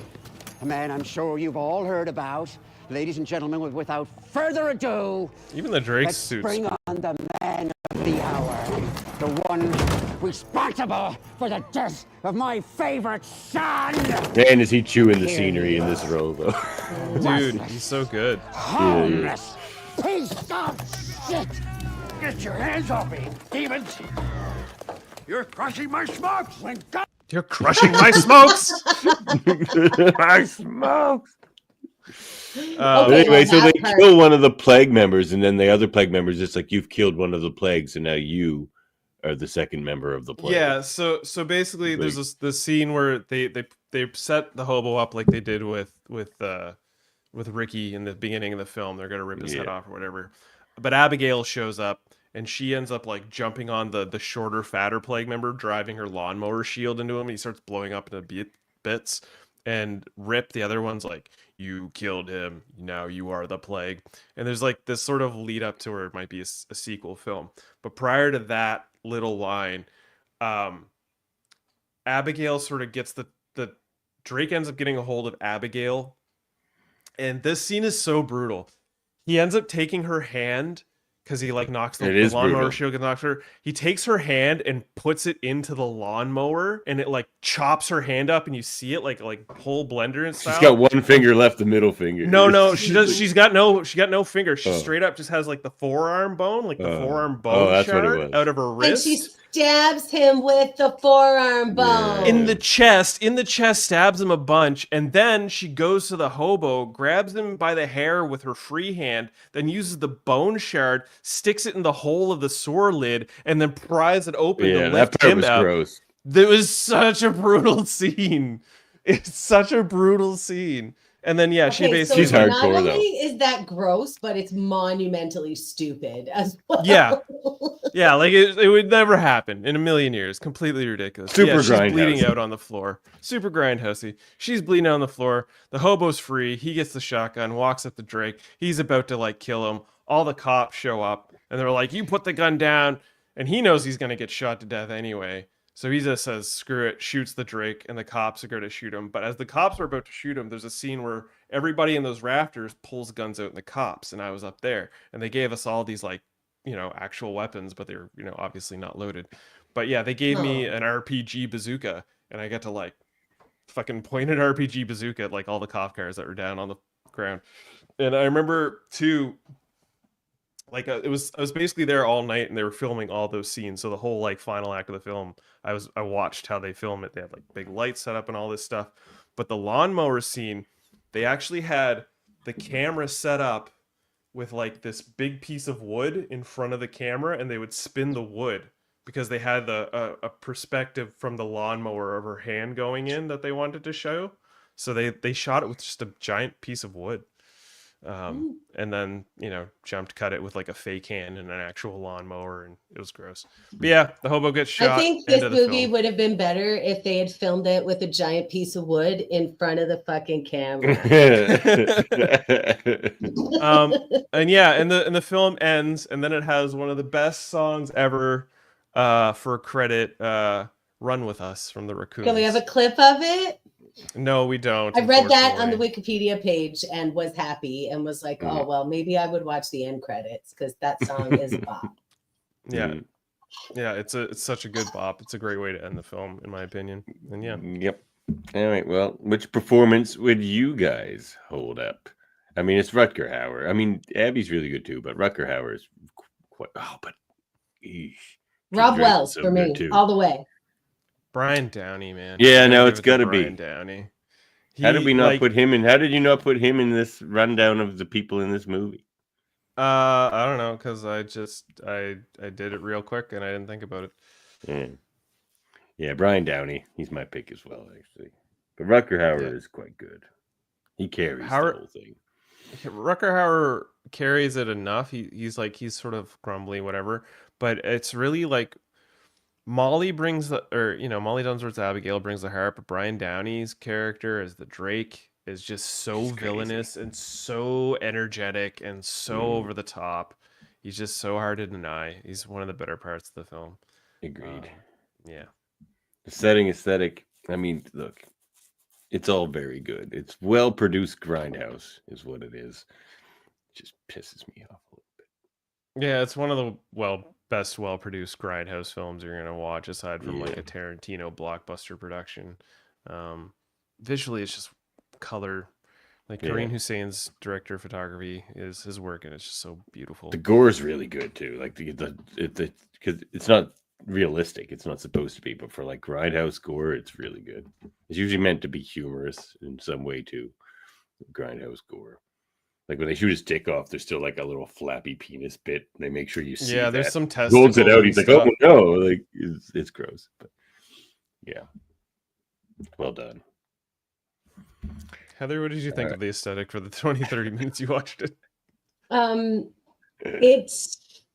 I respect the work that they did on the film, and it looks cool, and I think it's a very good example of the genre.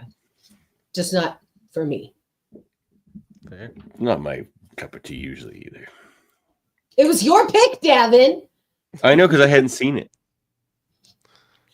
Well, and it's still I would like this movie quite a bit if it wasn't for a couple things like the bus scene.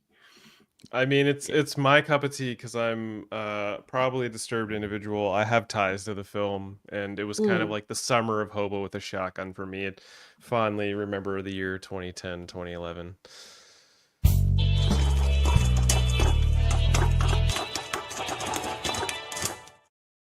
Give us the morsels, Murphy. I feel like we already got the morsels already. Well, I mean, I only gave you. Don't drag it out too long. We're getting late here, and we still got another movie to go.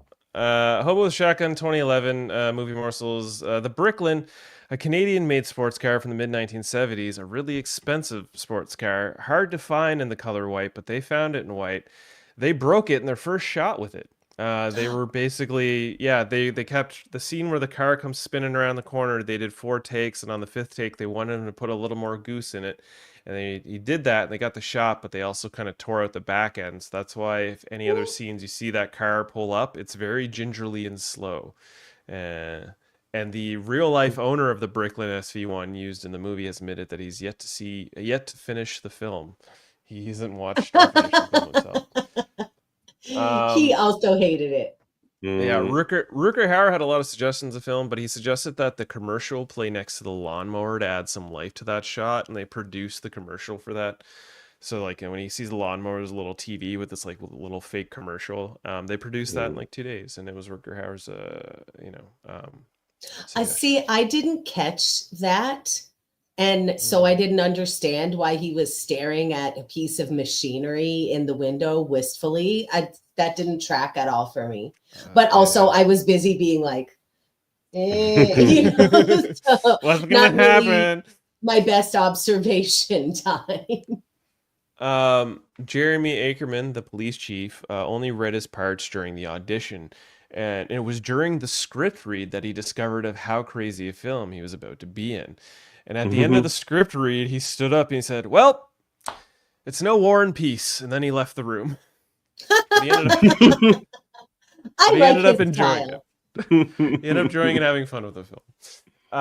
During the hospital cart scene where Rutger Hauer is sitting on top of Molly Dunsworth and they're like rushing the cart through the hospital, apparently a light fixture, because they were pushing the door, a light fixture had came down and almost hit Rutger Hauer in the head. So they almost took his head off during that scene.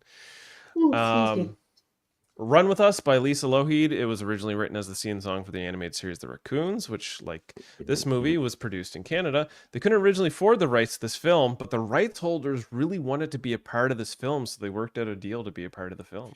So they got it for practically nothing. Professional wrestler Jake the Snake Roberts was the first person considered for the role of the Drake. He wouldn't So have that the could- acting chops for that, so they made the right choice. I would disagree. I just don't think he would have had the energy that Brian Downey brought to the role. He would have brought a different, more subdued portrayal, I believe. I think Brian Downey really did play it perfectly over the Mhm. top, right? Yeah. Mm-hmm. Rutger Hauer was once guest starred in the Brian Downey show's sci-fi show Lex, season 1, episode 3, Eating Pattern. So there's these two worked together before. Yeah. For the scene in which Logan, Rob Wells, is decapitated, one of the bystanders was formerly a blind man who had recently had corrective surgery, and one of the first images he saw as a newly sighted man was that of the decapitation and subsequent sexy dance in the shower of blood. These are my good eyes. How could you do this to me? I just got these fixed. I just got these eyes back, and this is what you're putting in them? This is bullshit. David Brunt, who played the hobo in the original Grindhouse 2007 trailer, appears as a shotgun-wielding dirty cop in the scene where the cops go out to hunt down the hobos. He screams, "We're all dirty cops!" And he was offered the chance to reprise his role as the hobo for this movie, but was hesitant about it, believing he would not be able to carry an entire movie on his own. So Rutger Hauer was then cast when Brunt turned down the role. And in an extended ending that was taken out from the final cut of the film, Abby's hand is replaced with a Gatling-style shotgun. That would have been became... Grindhouse is all hell. Like that's what I was expecting to happen. Yeah. As she becomes the new member of the Plague. Cinematography by Kareem Hussein, edited by Jason Eisner, music by Alexander Rasbro. Released March 25th, 2011, 86 minutes, a budget of $3 million. Does anyone want to guess the box office? Less than that. Give me a number. I will guess $80,000. $75,000. $834,000. Oh, that's pretty good, though. Yeah. A third of your budget. Well, yeah. Listen, I wouldn't watch that entire movie for $834,000 paid to me. So the fact that that many people paid to see this violent turd is baffling to me. Well, rewatchability. No, for that because of the bus scene. No, not watching this one again. I mean, Heather, of course, won't watch it once, so there's no rewatchability. Listen, I'm sorry I've been shitting on this so hard. I will say that again, I do respect the work that it put in to make this movie, but it's a lot. I've watched this film probably 5 or 6 times. So Murphy's yes. Yeah. I mean, Does it I hold would up? too if I had been in it, probably. I Like do I said, have I to got give it a hold up, connections. though. It's pretty good. It kept me entertained. Yep. I'm not I say gonna it let holds it. up. It holds up. Now, I just don't want to watch it again. I It's would like good. to ask, what do you like about this? Like, what is its appeal for you? Why do you find it funny or good?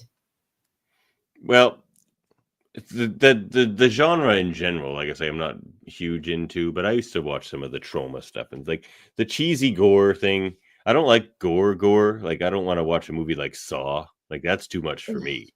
Like, but like cheesy gore, that's my kind of gore. Like 'cause it's just usually kind of funny. This one, yeah, like when the buddy smashes the guy's foot, like it looks so not real. Like it's Yeah, just there's like, you can even tell like like- when the foot's about to be smashed, you can see the Yeah. pre-cut lines in the foot. Yeah. Like it's I all guess, very like- badly done, and that's what I find amusing. And I there's usually a lot of understand humor in that these movies as well. because I don't find anything funnier than when here's a good example in like Anchorman where Farrell kicks the dog and it cuts to a very obvious puppet and the puppet goes flying over the bridge. I find that shit hilarious. Yeah, see, that's right? basically So like Grindhouse. I get gore. that, but this type of thing is too, even though it's meant to be cartoonish gore, I still find it upsetting. But now that you say that, I get like you see that it's not real and that it's coming and you see the prop of it and it's meant to be very over the top. Okay. Like them ripping Ricky's head off looks ridiculous. Like sure it was a good wax thing and everything when they go back and pick it up, but like it looks ridiculous when they do that. Like even when they drop him in there, he's just wearing this obviously foam. Like the thing is all looks so stupid. But yeah, the use of practical sort of campy gore effects. Some of the concepts that are presented are very out there and outlandish and wild. But the way it was presented, like I just find the cinematography really gorgeous at times, and the soundtrack use is really well done, and even the font use and like the titles tracks and stuff, like it's like it appeals to my sort of aesthetic of filmmaking, not so much the extreme gore and like necessary like rape vibes that happen throughout the film. I don't like that either. Yeah, I'm not a big fan. That's what I didn't of a like lot in of this that movie. That and the kids stuff. But like there's also they're trying to balance it out with the extreme revenge justice power play on a lot of that stuff, so that it's like they almost went too vile and then tried to balance it out, and like the balancing doesn't quite feel it feels a lot more like they were just going a little too dark for the sake of being dark. Yeah. Well, it I it really wasn't like grindhousey enough either. I really like that answer because that's a bit relieving to me that it's not like the violence and the gore and the rape and the murder that you find like funny and fun about this movie. It's the way it's made, the filmmaking aesthetic, like you say. As I mentioned at the top of the show, my favorite film is Goodfellas. Crazy violent, but it looks beautiful. It's told really well. The way the film is cut, like all of those things you take, the dialogue, all those things you take into account. So while this is a genre that really doesn't appeal to me, I get that then. Yeah, there's just a lot of artistic value. You just like Goodfellas because you're Italian. Yes, and also everybody's hot and there's lots of drugs and furs and everybody has a good time until shit goes bad, which is what happens in every gangster movie. I love it. Yeah, I mean, yeah. Scorsese's made the same movie like 10 times, but I'm a good Yeah, but they're good. Yeah, except for Gangs in New York. That was terrible, but that's another time. Let's carry on with Who's Your Father. Theater 3. Departed. Good shit. I love The Departed. I love it. Departed. Listen, I've watched that for sure a dozen times. I love it. Anyway, carry on. Those fucking firefighters are all a bunch of fucking queers. He's like, it's just like they hate firefighters, like because they're the cops. It's like firefighters are like wuss cops. He's like, I love it. Yeah. Yeah. Who's your father? With or actually the way people say it where I come from. Who's your father? So who's your father is a phrase that has been said to me like 400 times in my life. Because when you live in a small town in the East Coast, people learn your last name. As soon as they hear your last name, there's always like 2 or 3 people that pop into their head. That's like, their age. This is older people than you, of course. And there's always like one where they're like, if it's that person, that's not a good thing. And there's like, so it's like, they're always like, who's your father? And you tell them, they're like, oh, okay. Not the bad option. Like that certainly is a question that gets asked a lot on the East Coast in small town life, but it's not a question that got asked of me a lot because my last name is Narduzzi. Yeah. And there are exactly 2 of us east of Ontario. So I wouldn't get who's your father. I'd get Dick Narduzzi, your father? I'd be like, yeah, obviously. I never had this question asked to me. Really? Yeah, not once. Well, our young Murphy was a reclusive young man, didn't come upon people often. Who's Your Father from 2023, starring Chris Locke, Susan Kent from This Hour is 22 Minutes, and Kenetio Horn. No, Cayentio. No, it's Kenetio. I looked it up. That's Kenetio. No, it's No, it's Kenetio. The T is not until the end. Yeah, Kenetio. That's Kenetio. No, not what I saw. Google says otherwise. Yeah, but if you watch her pronounce her name, she pronounces it Kinetia. Okay, fine. Fine. Now, also, Jess Salguero is in this, who I saw this film in the theater with my friend Monique, who told me about it, because the people who made it, it's based on a web series called Just Passing Through. And she was a big fan of that. So when they made this film, she was like, do you want to come see this with me? So we went to see it and we loved it. So Jess Salguero, who I saw in this first, then showed up on the Frasier reboot. And I love Frasier, and I was really excited to see her turn up in that after I had just seen her in this small Canadian indie film. So Small World, I thought that was cool. And Directed she's really by fun Jeremy in this. Larder. Yeah, she is. And Susan Kent's really good in this.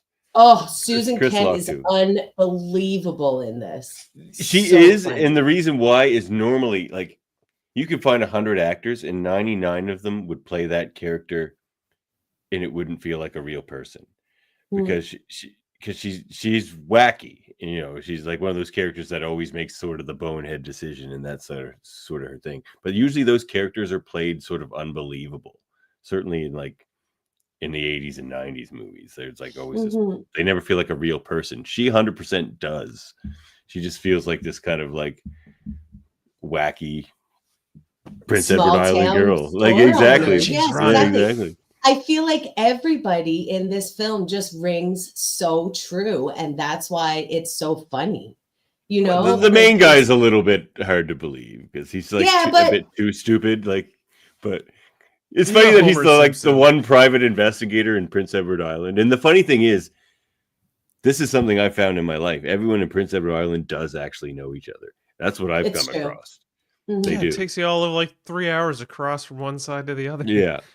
So he's like the one private investigator in Prince Edward Island. So like, you can't be a private investigator in Prince Edward Island because everybody knows who you are. Like, it doesn't work. He's like, "Yep, got the market cornered." He always says that. It's just like it's this big joke. Van with his face on it. With his face on it, and who's your But he's just father? like, Investigations. Yeah. I love the detail too of him having a BlackBerry earpiece in like all the time. He never takes it off. Amazing. In his plastic hiding trees, he carries around his little plastic Christmas trees to hide behind them. Dude, that's Let me tell you, I lost my film. mind at that running gag. The first time we see him, It works. He's in the van with the fucking tree, and he's hiding the van behind the tree. Like, I couldn't even handle it. That's so funny. No one ever sees him either. He's always just fine. Oh. Like him and Susan Kent's character. What's her name again? In Rhonda. Rhonda. They're being Rhonda so Perry. loud. They're not very far away, and these people are like making out and stuff, and they start to get frisky. She's like, "Oh my god, he's kissing her prune. We're kissing her prune." Oh my god, they're smooching. They're smooching. Have you guys ever seen the trailer for this film? I mean, No, I didn't know it was Heather, a thing, but I love it. Yeah, I didn't know it was a thing until Heather told us about it, and I didn't even watch the trailer for this film. I just downloaded it. So I haven't even seen the trailer for this either. Okay, so. I haven't think I've seen it either. Oh yeah, Let's the watch real it. deal. I buy seafood all over the Maritimes. Sandbar Cove, there's this hotshot hick fisherman. And he's taking his It's like I'm lobster rich as and fuck selling it 'cause I'm to a a black seafood market dealer in the buyer. What I need Maritimes. you to It's do pretty is funny. find out Don't who's say buying top Glenn's stamp, I'm lobster. dead. $1,000 to start, just a little taste. Just a little taste. Yum yum yum yum. Well, that's quite tasty. But can you pause it for a second?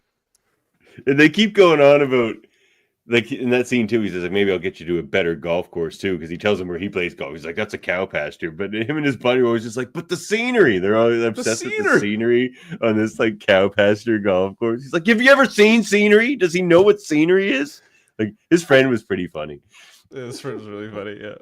All right, you dirty snake. Let's see what you're hiding. Oh, Christ's sake!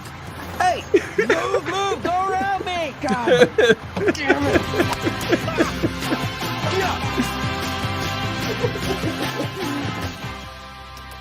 How are you now? Very Very nice to meet you, Love Rhonda it. Perry. This Luke Thorne character hired me to find out where this fisherman named Glenn Meisner was found. Glenn Meisner? You wouldn't happen to know where he lives by any chance, would you? If we think We long and love a hard about spit it, take. maybe, well, not long and hard, more soft and average. For soft and average, such a good line. Hubby versus wife. I don't know. That sounds like blackmail. Not blackmail. Manifesting. Manifesting. You ever wish you had kids? Yeah. Probably too late for me now anyway. Yeah, menopause, eh? You know what? Menopause? I'm too young for that. Jesus. It's such a tumble. You are gonna stop snooping around my wharf. You got that? We're manifesting, Larry. We came in the same rig. When the cat's away, the mice will play. I can't imagine a day not getting wet. So you're a big swimmer then?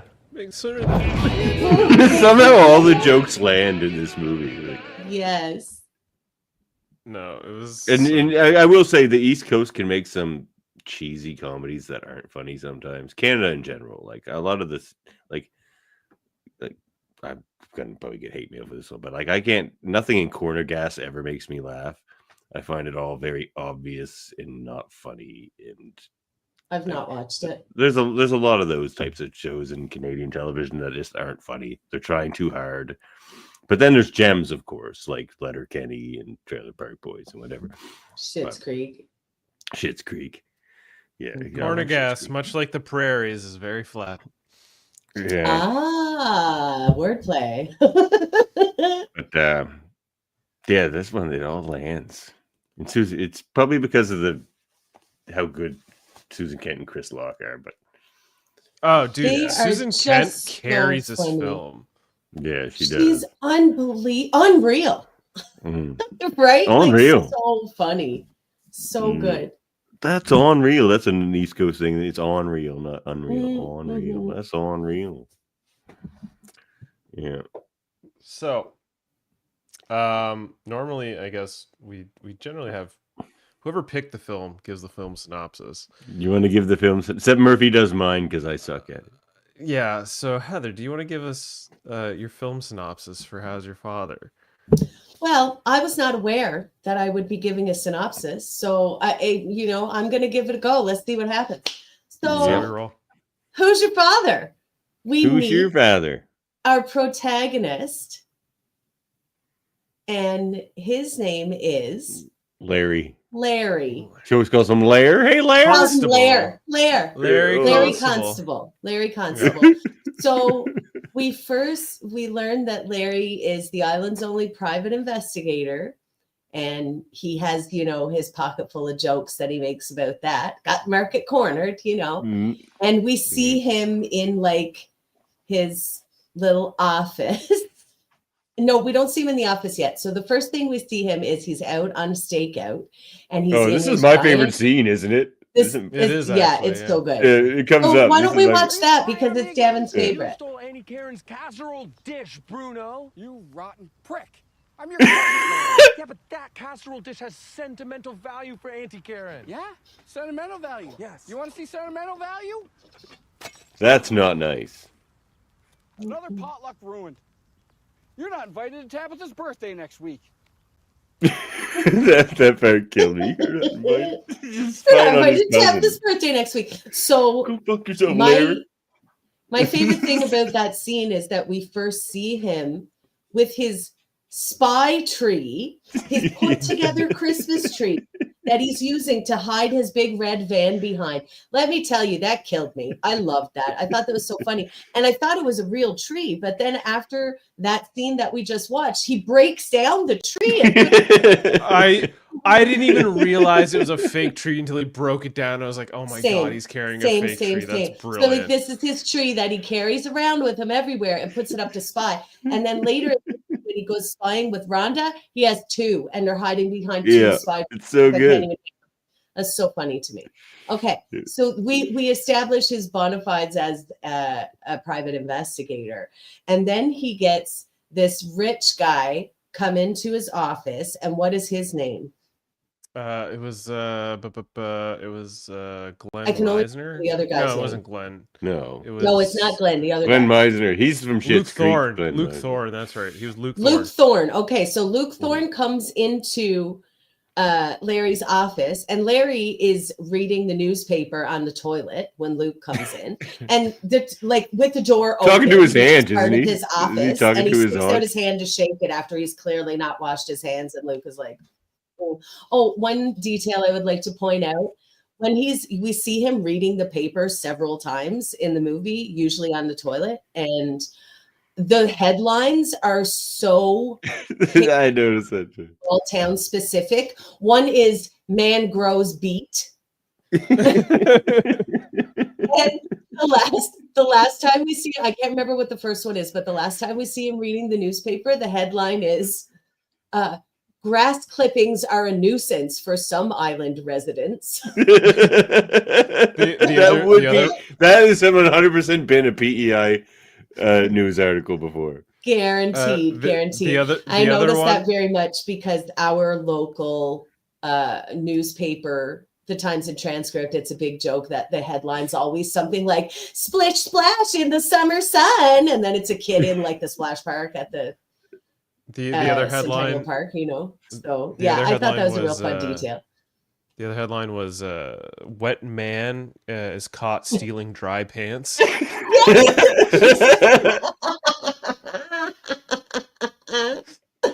That's so funny to me. That's so good.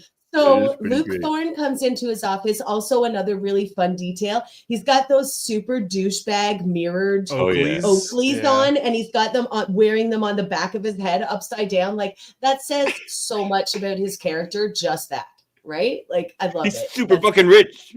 Seafood dealer. Yeah.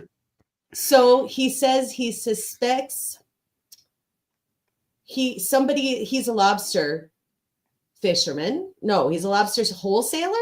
And somebody he's a wholesaler. Okay. So somebody is cutting him off by lobster fishing and selling their lobster right off the dock. So he wants to pay Larry. No, he's selling to a different supplier. Or to a different fish dealer, essentially. Okay. It's basically he's getting a supply line cut off basically by somebody else. Like he's probably selling to Japan, so he'll get way better prices. Like he's right. So he wants Lair to go over and figure out who this is and report back to him. And he gives them $1,000 up front. And then he says he'll pay, once he finds out and gives him the info, he'll pay him all his expenses and a $5,000 bonus. So Larry agrees and he's very impressed. And then the next scene we see is Larry golfing with his buddy, who is a drunken shit show mess, and he's ridiculous. What's his name? Blair. Okay. Blair, yeah. So they go golfing and they're talking about this guy is a rich prick and he's gonna go find out what's going on. So this is a fun scene with them golfing because they're just admiring the scenery and carrying on and being foolish. Every time he hits a ball, he's like, "Shit, where'd that go?" Yeah, where'd that go? His ball every time. And they're in the grass, they're picking up old balls. He's like, "No, that's not it." It's like, "That's not it." Why don't you let it go? It's like, a $6 ball. Where you been, you fucker? Like, so Larry goes off to do his stakeout, and he stops in a little store on the way there, and we meet Rhonda Perry, and we get the whole Dreamweaver Wayne's World sequence of the hair. The Beyonce fan, her hair's blowing in the wind. Also, I gotta say the styling they did for her, A+++. Her hair's got this modern Eleanor Shellstrop kind of wave in the front, and then she's got a ponytail section circled off on the top of her head, and she's always wearing Northern Reflections sweaters and mom jeans, very rural with Prince a mom Edward tattoo Island. on her bicep. Yes. Yeah. So they have a little chit chat, and he awkwardly attempts to flirt with her and says a bunch of dumb shit, and then she says, he says, "I'm keeping my receipts I got to keep track of my expenses. And she says, oh, are you here on business? And he says, can you keep a secret? And she goes, no, I'm terrible gossip. Such a good line. I'm terrible gossip. You know what? Tell. Yeah. He proceeds, and to he tell tells her anyway. anyway because he's an amazing private investigator. So he tells her that he's off to look out for some Luke Thorne. Yeah. And Is she's this like, where he and she's like runs in? scandalized. So Is this she where he says, runs into those two old ladies? And she's just like, yeah, he's a slut just like his father. And they're all just like, they both do the East Coast. They're like, yeah. that's when he goes in the bar. Okay, so and when he's still at the store and she says, oh, I know everything about everybody in this little place. And he says, she says, I get off in half an hour. Why don't you meet me for a beer? And he's like, okay, right?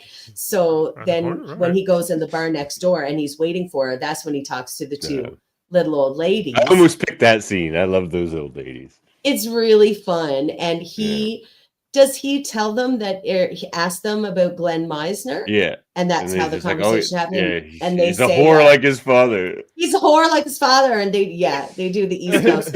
Yeah. So But that's when she how comes Dum in- Dum tries to introduce himself to the fisherman later. He's just like, I hear this Meisner's a whore like his father. It's like, is that what you just say to people you've never met before? Like, he's so dumb. It's so funny. Larry's good.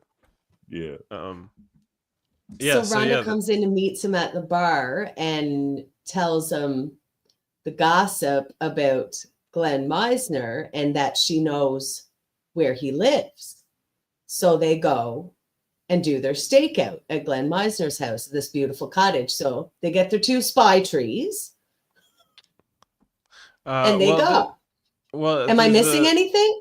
There's a bit of a scene where she ends up hanging out with him in his van, and they end up peeping on Glenn and Cantio's what was her character name again? Nicole. Glenn and Nicole. They end up peeping on. This is my favorite scene because of the prune line. Oh yes, right. So they a marital case. Yeah, they figure out it's a marital case. Jesus, Lair! No freaking memory card. Where's my bag? Cameraman's worst nightmare. I God, understand. hurry up, Larry. This is getting dirty enough to grow potatoes in. Here it is. I knew it was there. This is just a joke. Her 2 legs are up in the air. Huh?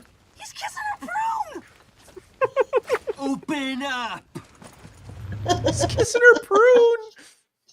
I love that he yells into the bag, open up. That's so foolish. He's such an adorable. So good. Like, so I character. forgot that was the order that it went in. So they go and see them making out, and then she suggests to him that they should blackmail her and say, because she's the wife of Luke Thorne, if we weren't clear on this, and who's making out with Glenn Meisner. So she says she should blackmail them, and he says, no, that sounds like blackmail. And she says, no, it's manifesting. 50-50 split. She wants to blackmail this rich gal for $10,000 or they'll snitch on her. So They're all like so blown away by like $5,000 and $10,000, and they bring it up to the rich people, and she's just like, "Why wouldn't you just try to blackmail me for some actual money?" Like, you must be poor. $20,000. You must be poor.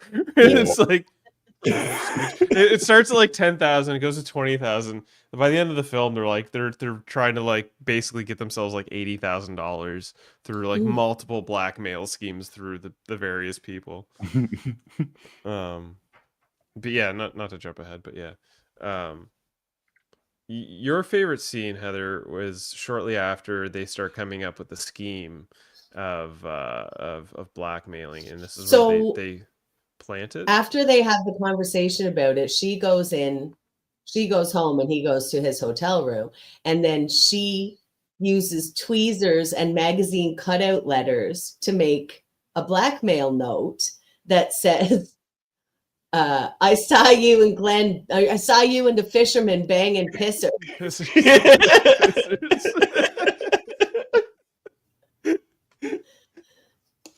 So then they put the blackmail note in an envelope, and they go to Glenn Meisner's and they go and put it on the deck.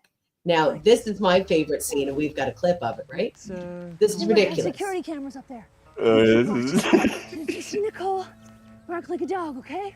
It's like you're so brave and strong. 30 feet in the middle of the yard. No, wait. Oh, for nothing. Those trees. It's like, oh, wow, she's amazing. Just how hot does she look in this scene, though? Like, can't you just... Oh, so hot. Yes.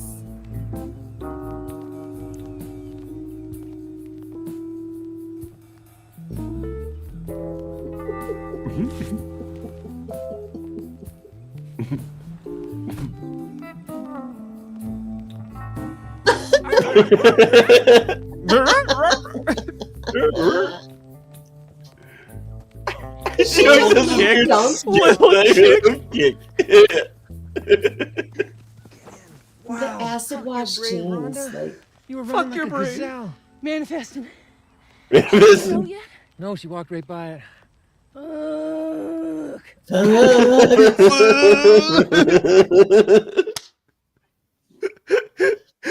What an amazing character, dude. yes, so Yeah, good. she's so good.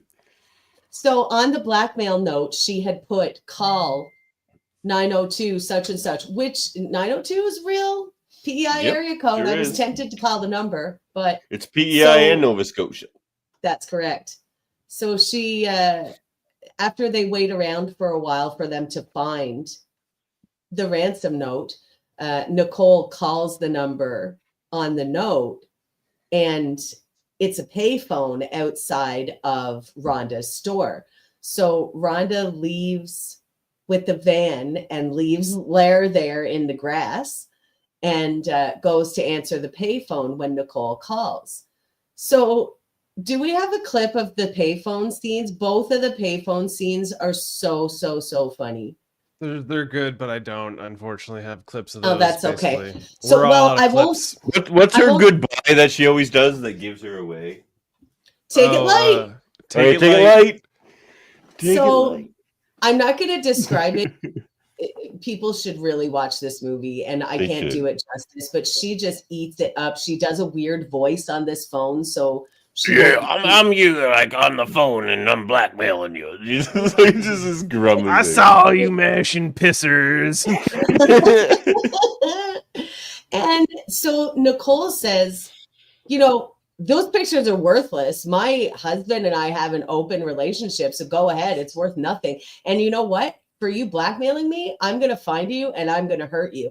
And Rhonda doesn't know what to do at all by this turn Scared. of events. And so she just panics. And she's like, okay, well, give me further instructions. Take it light, and hangs up. And then Yeah. she realizes she said something identifiable and goes, fuck. The next scene. So then what happens? Do you remember, Murphy? I'm iffy on the order of shit. Yeah. So, basically, after this point, there's a lot of sleuthing. Then he finally meets Meisner. Then he goes to the docks and he walks into the fishermen who were playing poker. That's when he's just like, I hear this Glenn Meisner is a whore like his father. He's like, I'm Cecil Meisner, his father. He's just like, After putting on an elaborate disguise with a blonde mustache and a blonde Yeah. wig. Well, the scene where he's putting the blonde dollar store mustache over his own mustache and tilting his head back so it won't fall off him, and then trying to talk with it on, priceless. Really getting money out of that PI certificate. Then It's just- he finally gets to talk to Glenn on the boat, but there's just like this garbage can of rubbers, spent rubbers that he just can't stop staring at. Like he's trying to talk to Glenn, and he's just like, just an industrial bucket filled Yeah. overflowing with used Overflowing. rubbers. Now, two movie morsels at this point. I noticed in the credits that Cecil Meisner was played by somebody last name Larder, so I think it was the director's father. Oh yeah, Who probably. played Glenn Meisner's father. And Glenn Meisner was played by 404 name not found, but he was on Schitt's Creek and he guested on it a couple times and he was really Steve fun on Lund. that. He's And the he guy who loved like Stevie. He wanted French to kisses be you a when he sees you couple in like with Stevie and David because he was doing like both of them, and he kept calling Stevie Pony, which I really loved. His pet name for her was Pony. So anyway, I thought he was really, really great in this as well. He just really loved it. So yeah, and then what happens? It's pretty much wraps up from there. I mean, it's for the most part. There's this whole like progressive storyline where Rhonda basically wants a soft serve ice cream machine, which is why she's trying to get the money. So yeah, they start sort of like tying themselves up in a knot by trying to blackmail one too many people. They start falling through these loopholes, and then there's also the introduction of the character of Junior, played by Jess Saliguero. She was in like Letterkenny as like one of the and they female hate hockey her players. Like, in this movie, they just hate this girl. Yes, and we forgot about that. She came into Rhonda's store, and because everyone knows everyone, she kind of passed herself off as the daughter of Hank from Hamilton from up on the hill, right? So then they follow her and they see her burying a body out of the trunk of the car. Which is Hank. She tells him it was Hank. And she's just like, oh no, I knew Hank just talked to him not so long ago. She's just like, I always told him. She's like, it was the Siggies, wasn't it? I knew the Siggies would kill him. She was like, he loved his darts, didn't he? Yeah, he loved the darts, didn't he? No. They basically they assume she killed Hank from Hamilton, but Hank from Hamilton just died of natural causes because she was just some girl trying to go to the Nova Scotian music festival. That's like, you know, the best. That was a reference to the Evolve Festival. Yeah, I thought that was a reference to the Evolve Festival for sure. Mhm. Yeah, Which I attended many times and played at a couple times. Fun. Did you really? Oh wow! Yeah. Oh wow! I've been there. I've been to a few, but I guess I wasn't the ones that you perhaps performed at because I think I was only at the tail end of their seasons. Anyway, yeah. So Junior gets roped into the blackmail chicanery of Larry and Rhonda. Chicanery is definitely what's happening. And it's also a calamity. It's an utter calamity. Yeah. We end up finding out that Glenn Meisner's luscious mansion is being used for orgy parties, and Junior ended up being like roped into that and just sort of like rides with the orgy party crowd for a little bit. They try. That's a really fun scene where Nicole takes her by the hand and takes her into the bedroom, and then they come out and Nicole's wearing a nautical captain outfit and Junior is wearing a lobster costume and a strap on. And Rhonda's just giving the play-by-play the whole time. Yes. It's so good. Stop looking at the pegging and go get the evidence. Go get the photos. Stop eating the cheese. It's really good cheese. Such a fun. That's probably my favorite scene in the film now that I think about it. It's just that whole like play-by-play by Rhonda and he's in the mat. The whole that's so good. Yeah. That was Basically every Rhonda scene is the best scene. Yeah. So yeah, they get their evidence back and eventually they start to like get it to the point where they're about to get the money and they're at a hotel and it's like alluded to the fact that Nicole is allergic to seafood and she straight up says it. She says it. Yeah. And Larry and Rhonda are like getting close and they end up like, you know, end up having sex and then they've like, you know, consummated the relationship and all that stuff, and those two are like full gung-ho. He wants to basically make her dreams come true and get the ice cream machine, even though he thinks her clam chowder is what'll make her business.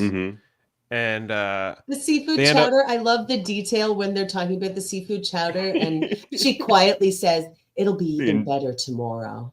Yeah. You just list the entire Everyone recipe. says that. 2 pounds of clams. The recipe, amazing. Also, when we see them like doing pillow talk, we also see that she's got a massive eagle tattoo on her Of course she does. which really tracks for that character. So good. So yeah, they're basically like cornering their perceived targets, and then we get this the scene at the hotel room where they kind of seem like they're breaking up, but they don't, because they're cornered by Nicole and what's his name, Glenn, at the hotel, and then you get this like the most glorious fight scene in a film ever.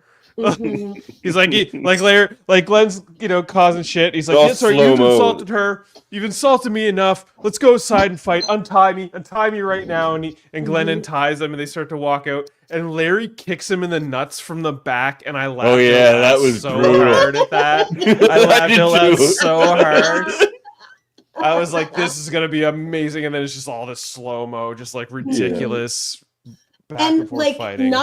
Not only did they play it in slow-mo, they were acting it in slow-mo. Yeah, right? so And was- when and- they slowed the film down, that made it so much funnier for me. And they do a hard cut, and Rhonda just like slaps Nicole with a bunch of clam chowder, and she's like, "Is that seafood?" Oh, Oh, she just got hit by the clam chowder. the camera got hit by I'm clam allergic chowder. to seafood. Oh no. Yeah, Nicole's allergic. She ends up doing the heavy wheeze and breathe, and she drops. And then Rhonda, proceeds to run out and help Larry. And then you get this epic shot where she just raises the lobster cage over his head It's a and lobster smashes it over his head. It's so good. It's such a beautiful scene. Like as an East, comes like, out of nowhere. it's This lobster trap. like I want to see Andre Mayette hit somebody with a lobster trap in wrestling now after watching that scene.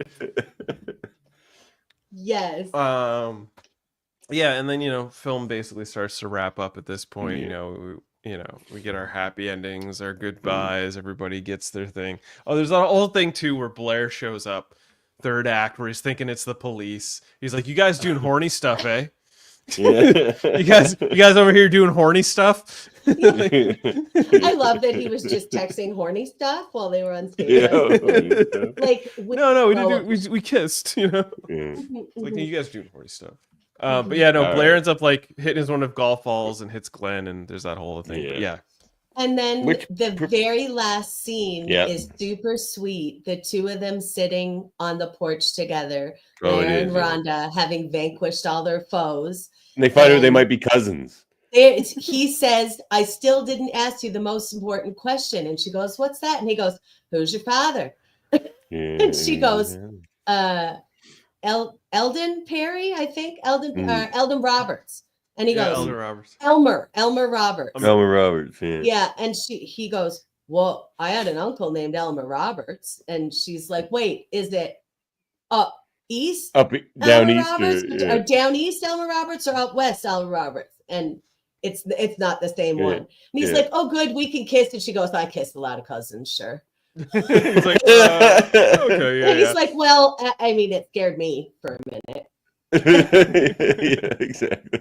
Anyway, it's very sweet. I Yeah. really enjoyed this movie so much, and Me too. upon rewatching, I really liked it too. So I'm really glad to hear you two enjoyed it as well. Loved it.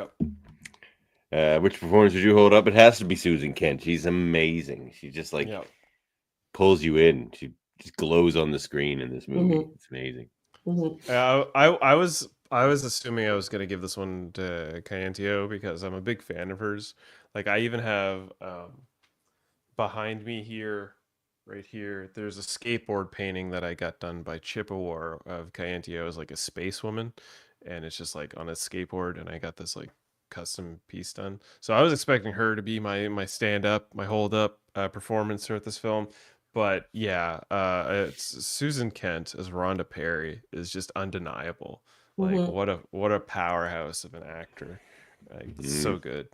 So funny. So funny. And I find a lot of times when people try to do regional accents and like local colloquialisms and idioms and things. It doesn't, like Davin was saying earlier, it doesn't ring true. It doesn't quite come off correctly or whatever, but she was just pitch perfect. Like you believed her. You know this woman. You've seen her at the corner store. You shop there, like fantastic. Yeah, I think the closest sort of recent thing I can imagine or remember from watching was like Reacher, the newest season of Reacher. There's a character called Susan Duffy, and her like sort of Boston accent is so like ingrained, and it helps sell that character. And it's sort of the same level of like genuine colloquialism in one's speech that just sells the character. For me, Boston accents, I love Boston accents because I don't know anybody from Boston, so I don't know if it's a good or a bad one. I only know like, are you a cop and The Departed and stuff, so that's fine with me. But if it's like a Newfoundland accent, a Newfoundland and Labrador, or anywhere around here, and it's not done right, I'm like, guys, what are you doing? Come on, it's wrong.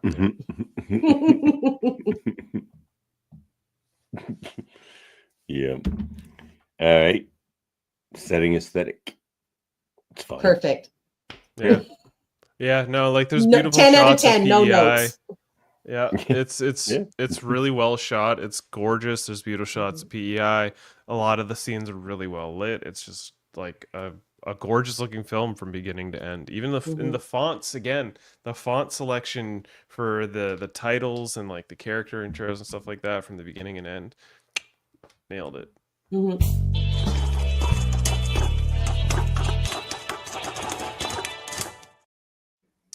Who's Your Father 2024? Not gonna lie. We ain't found shit. We don't talk about our movies that we make in the East Coast. There's nothing out there. Well, we'll talk about it. Hush. I definitely know, as I mentioned earlier, that Jeremy Larder, who made the film, it does a web series called Just Passing Through. And I'm not sure if there are any characters that are overlapping from Who's Your Father from that show, but apparently it's a really funny web series. And if you liked this, you'll really like that. And he also made one called Pogie Beach, which I remember, as I was saying about Hobo with a Shotgun, I remember when Pogie Beach was coming out, I saw that all over my news feeds as well. Yeah. So I like I said, I don't really have found anything, but I did find this one little blurb in the articles I found, which I'm gonna repeat here. A lot of indie films are financial through a combination of telefilm, provincial funds, federal funds, and maybe a broadcaster or a minimum guarantee. So without the provincial component, there really isn't a way to make projects at the scale on a professional level. Who's Your Father wouldn't have happened without it. It's a crucial fund. Arsenal tells Playback Daily. Macmillan says that if the film was made 5 years ago, they would have shot it in either Nova Scotia or Newfoundland because of their competitive tax incentives, even though the story is based on the landscapes of PEI. Cinematography, Kevin A. Frazier, edited by Patricia Brown and Jeremy Lauder. Release date, September 16th, 2023, 110 minutes, with a budget of roughly $1 million through the various grants. I don't know if it actually made any money. That's all I can find. It will now that we've hyped it up. Hopefully. If rewatchability, yeah, it's really funny. It'll be funny again in a couple years when I forget some of the jokes. Yeah, I agree. This has high rewatchability. It's one of the funnier modern Canadian comedy films that have been produced, and I hope to see more like it. I agree. Underrated gem. And does it hold up? Definitely. 100%. I'm so glad that you two liked this film because I would have never known about it if not for my friend Monique. Thanks, Monique. And what a gem. I really enjoyed it. It was very silly and funny. And I love that it was made here on the East Coast. Yes, I'm glad you loved Hobo with a Shotgun.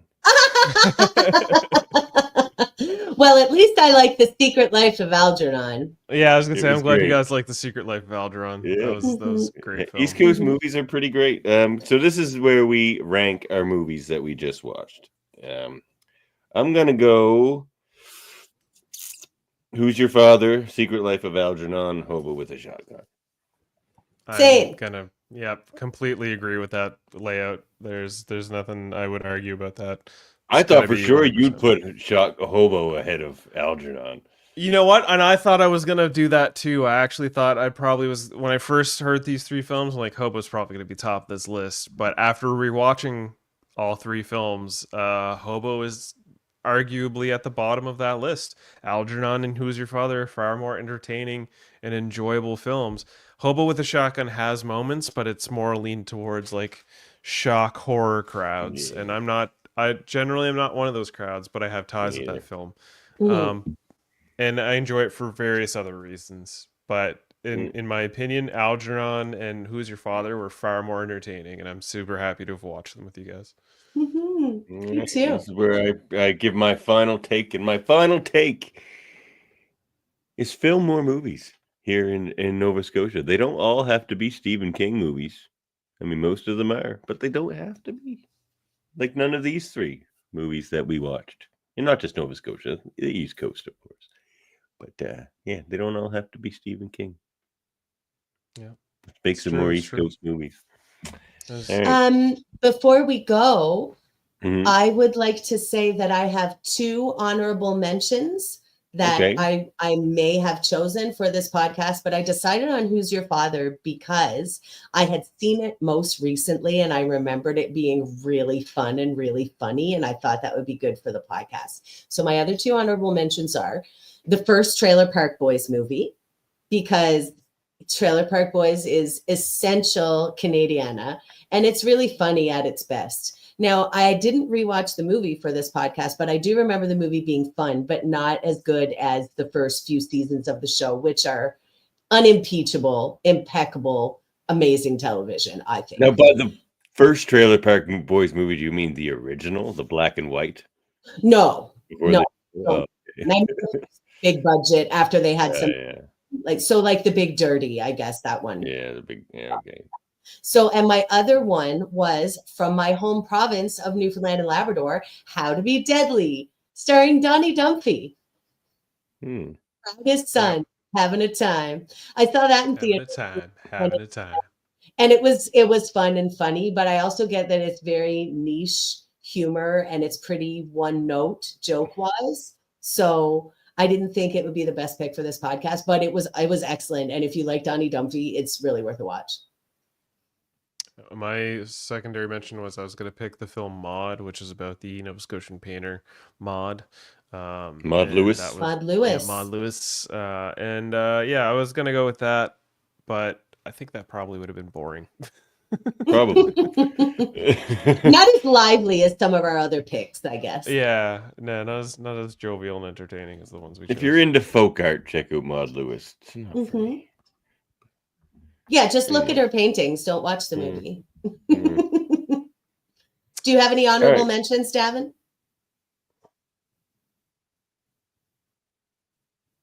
Not off the top of my head. Not off the top of his head. Well, as off the top of the charts and to the bottom of the list, we've reviewed these 3 films. We're going to be back next month. We're going to get Quebecois with it. We got a wonderful guest with Steph Paquette and a special guest that's going to join him on our next episode. So be sure to tune in for that. Heather Narduzzi, thank you so much for joining us on this episode of Ça me fait plaisir. Thank you. It's been my pleasure. Wonderful choices and all around. I guess we'll just leave it at that. Keep it light and enjoy the movies. We're gonna call it out. Peace out. Take her light. Take her light. Beam up some Star Trek content with Live Long and Podcast. Tune in to X-Rated, the X-Men animated review show. Artistic interviews with graphic histories. A roundtable movie discussion with Hey, did you see this one? And movie reviews with Hold Up, a movie podcast. And while you're at it, spin a few records with Eamon on Track. Watch us duke it out on trivial debates.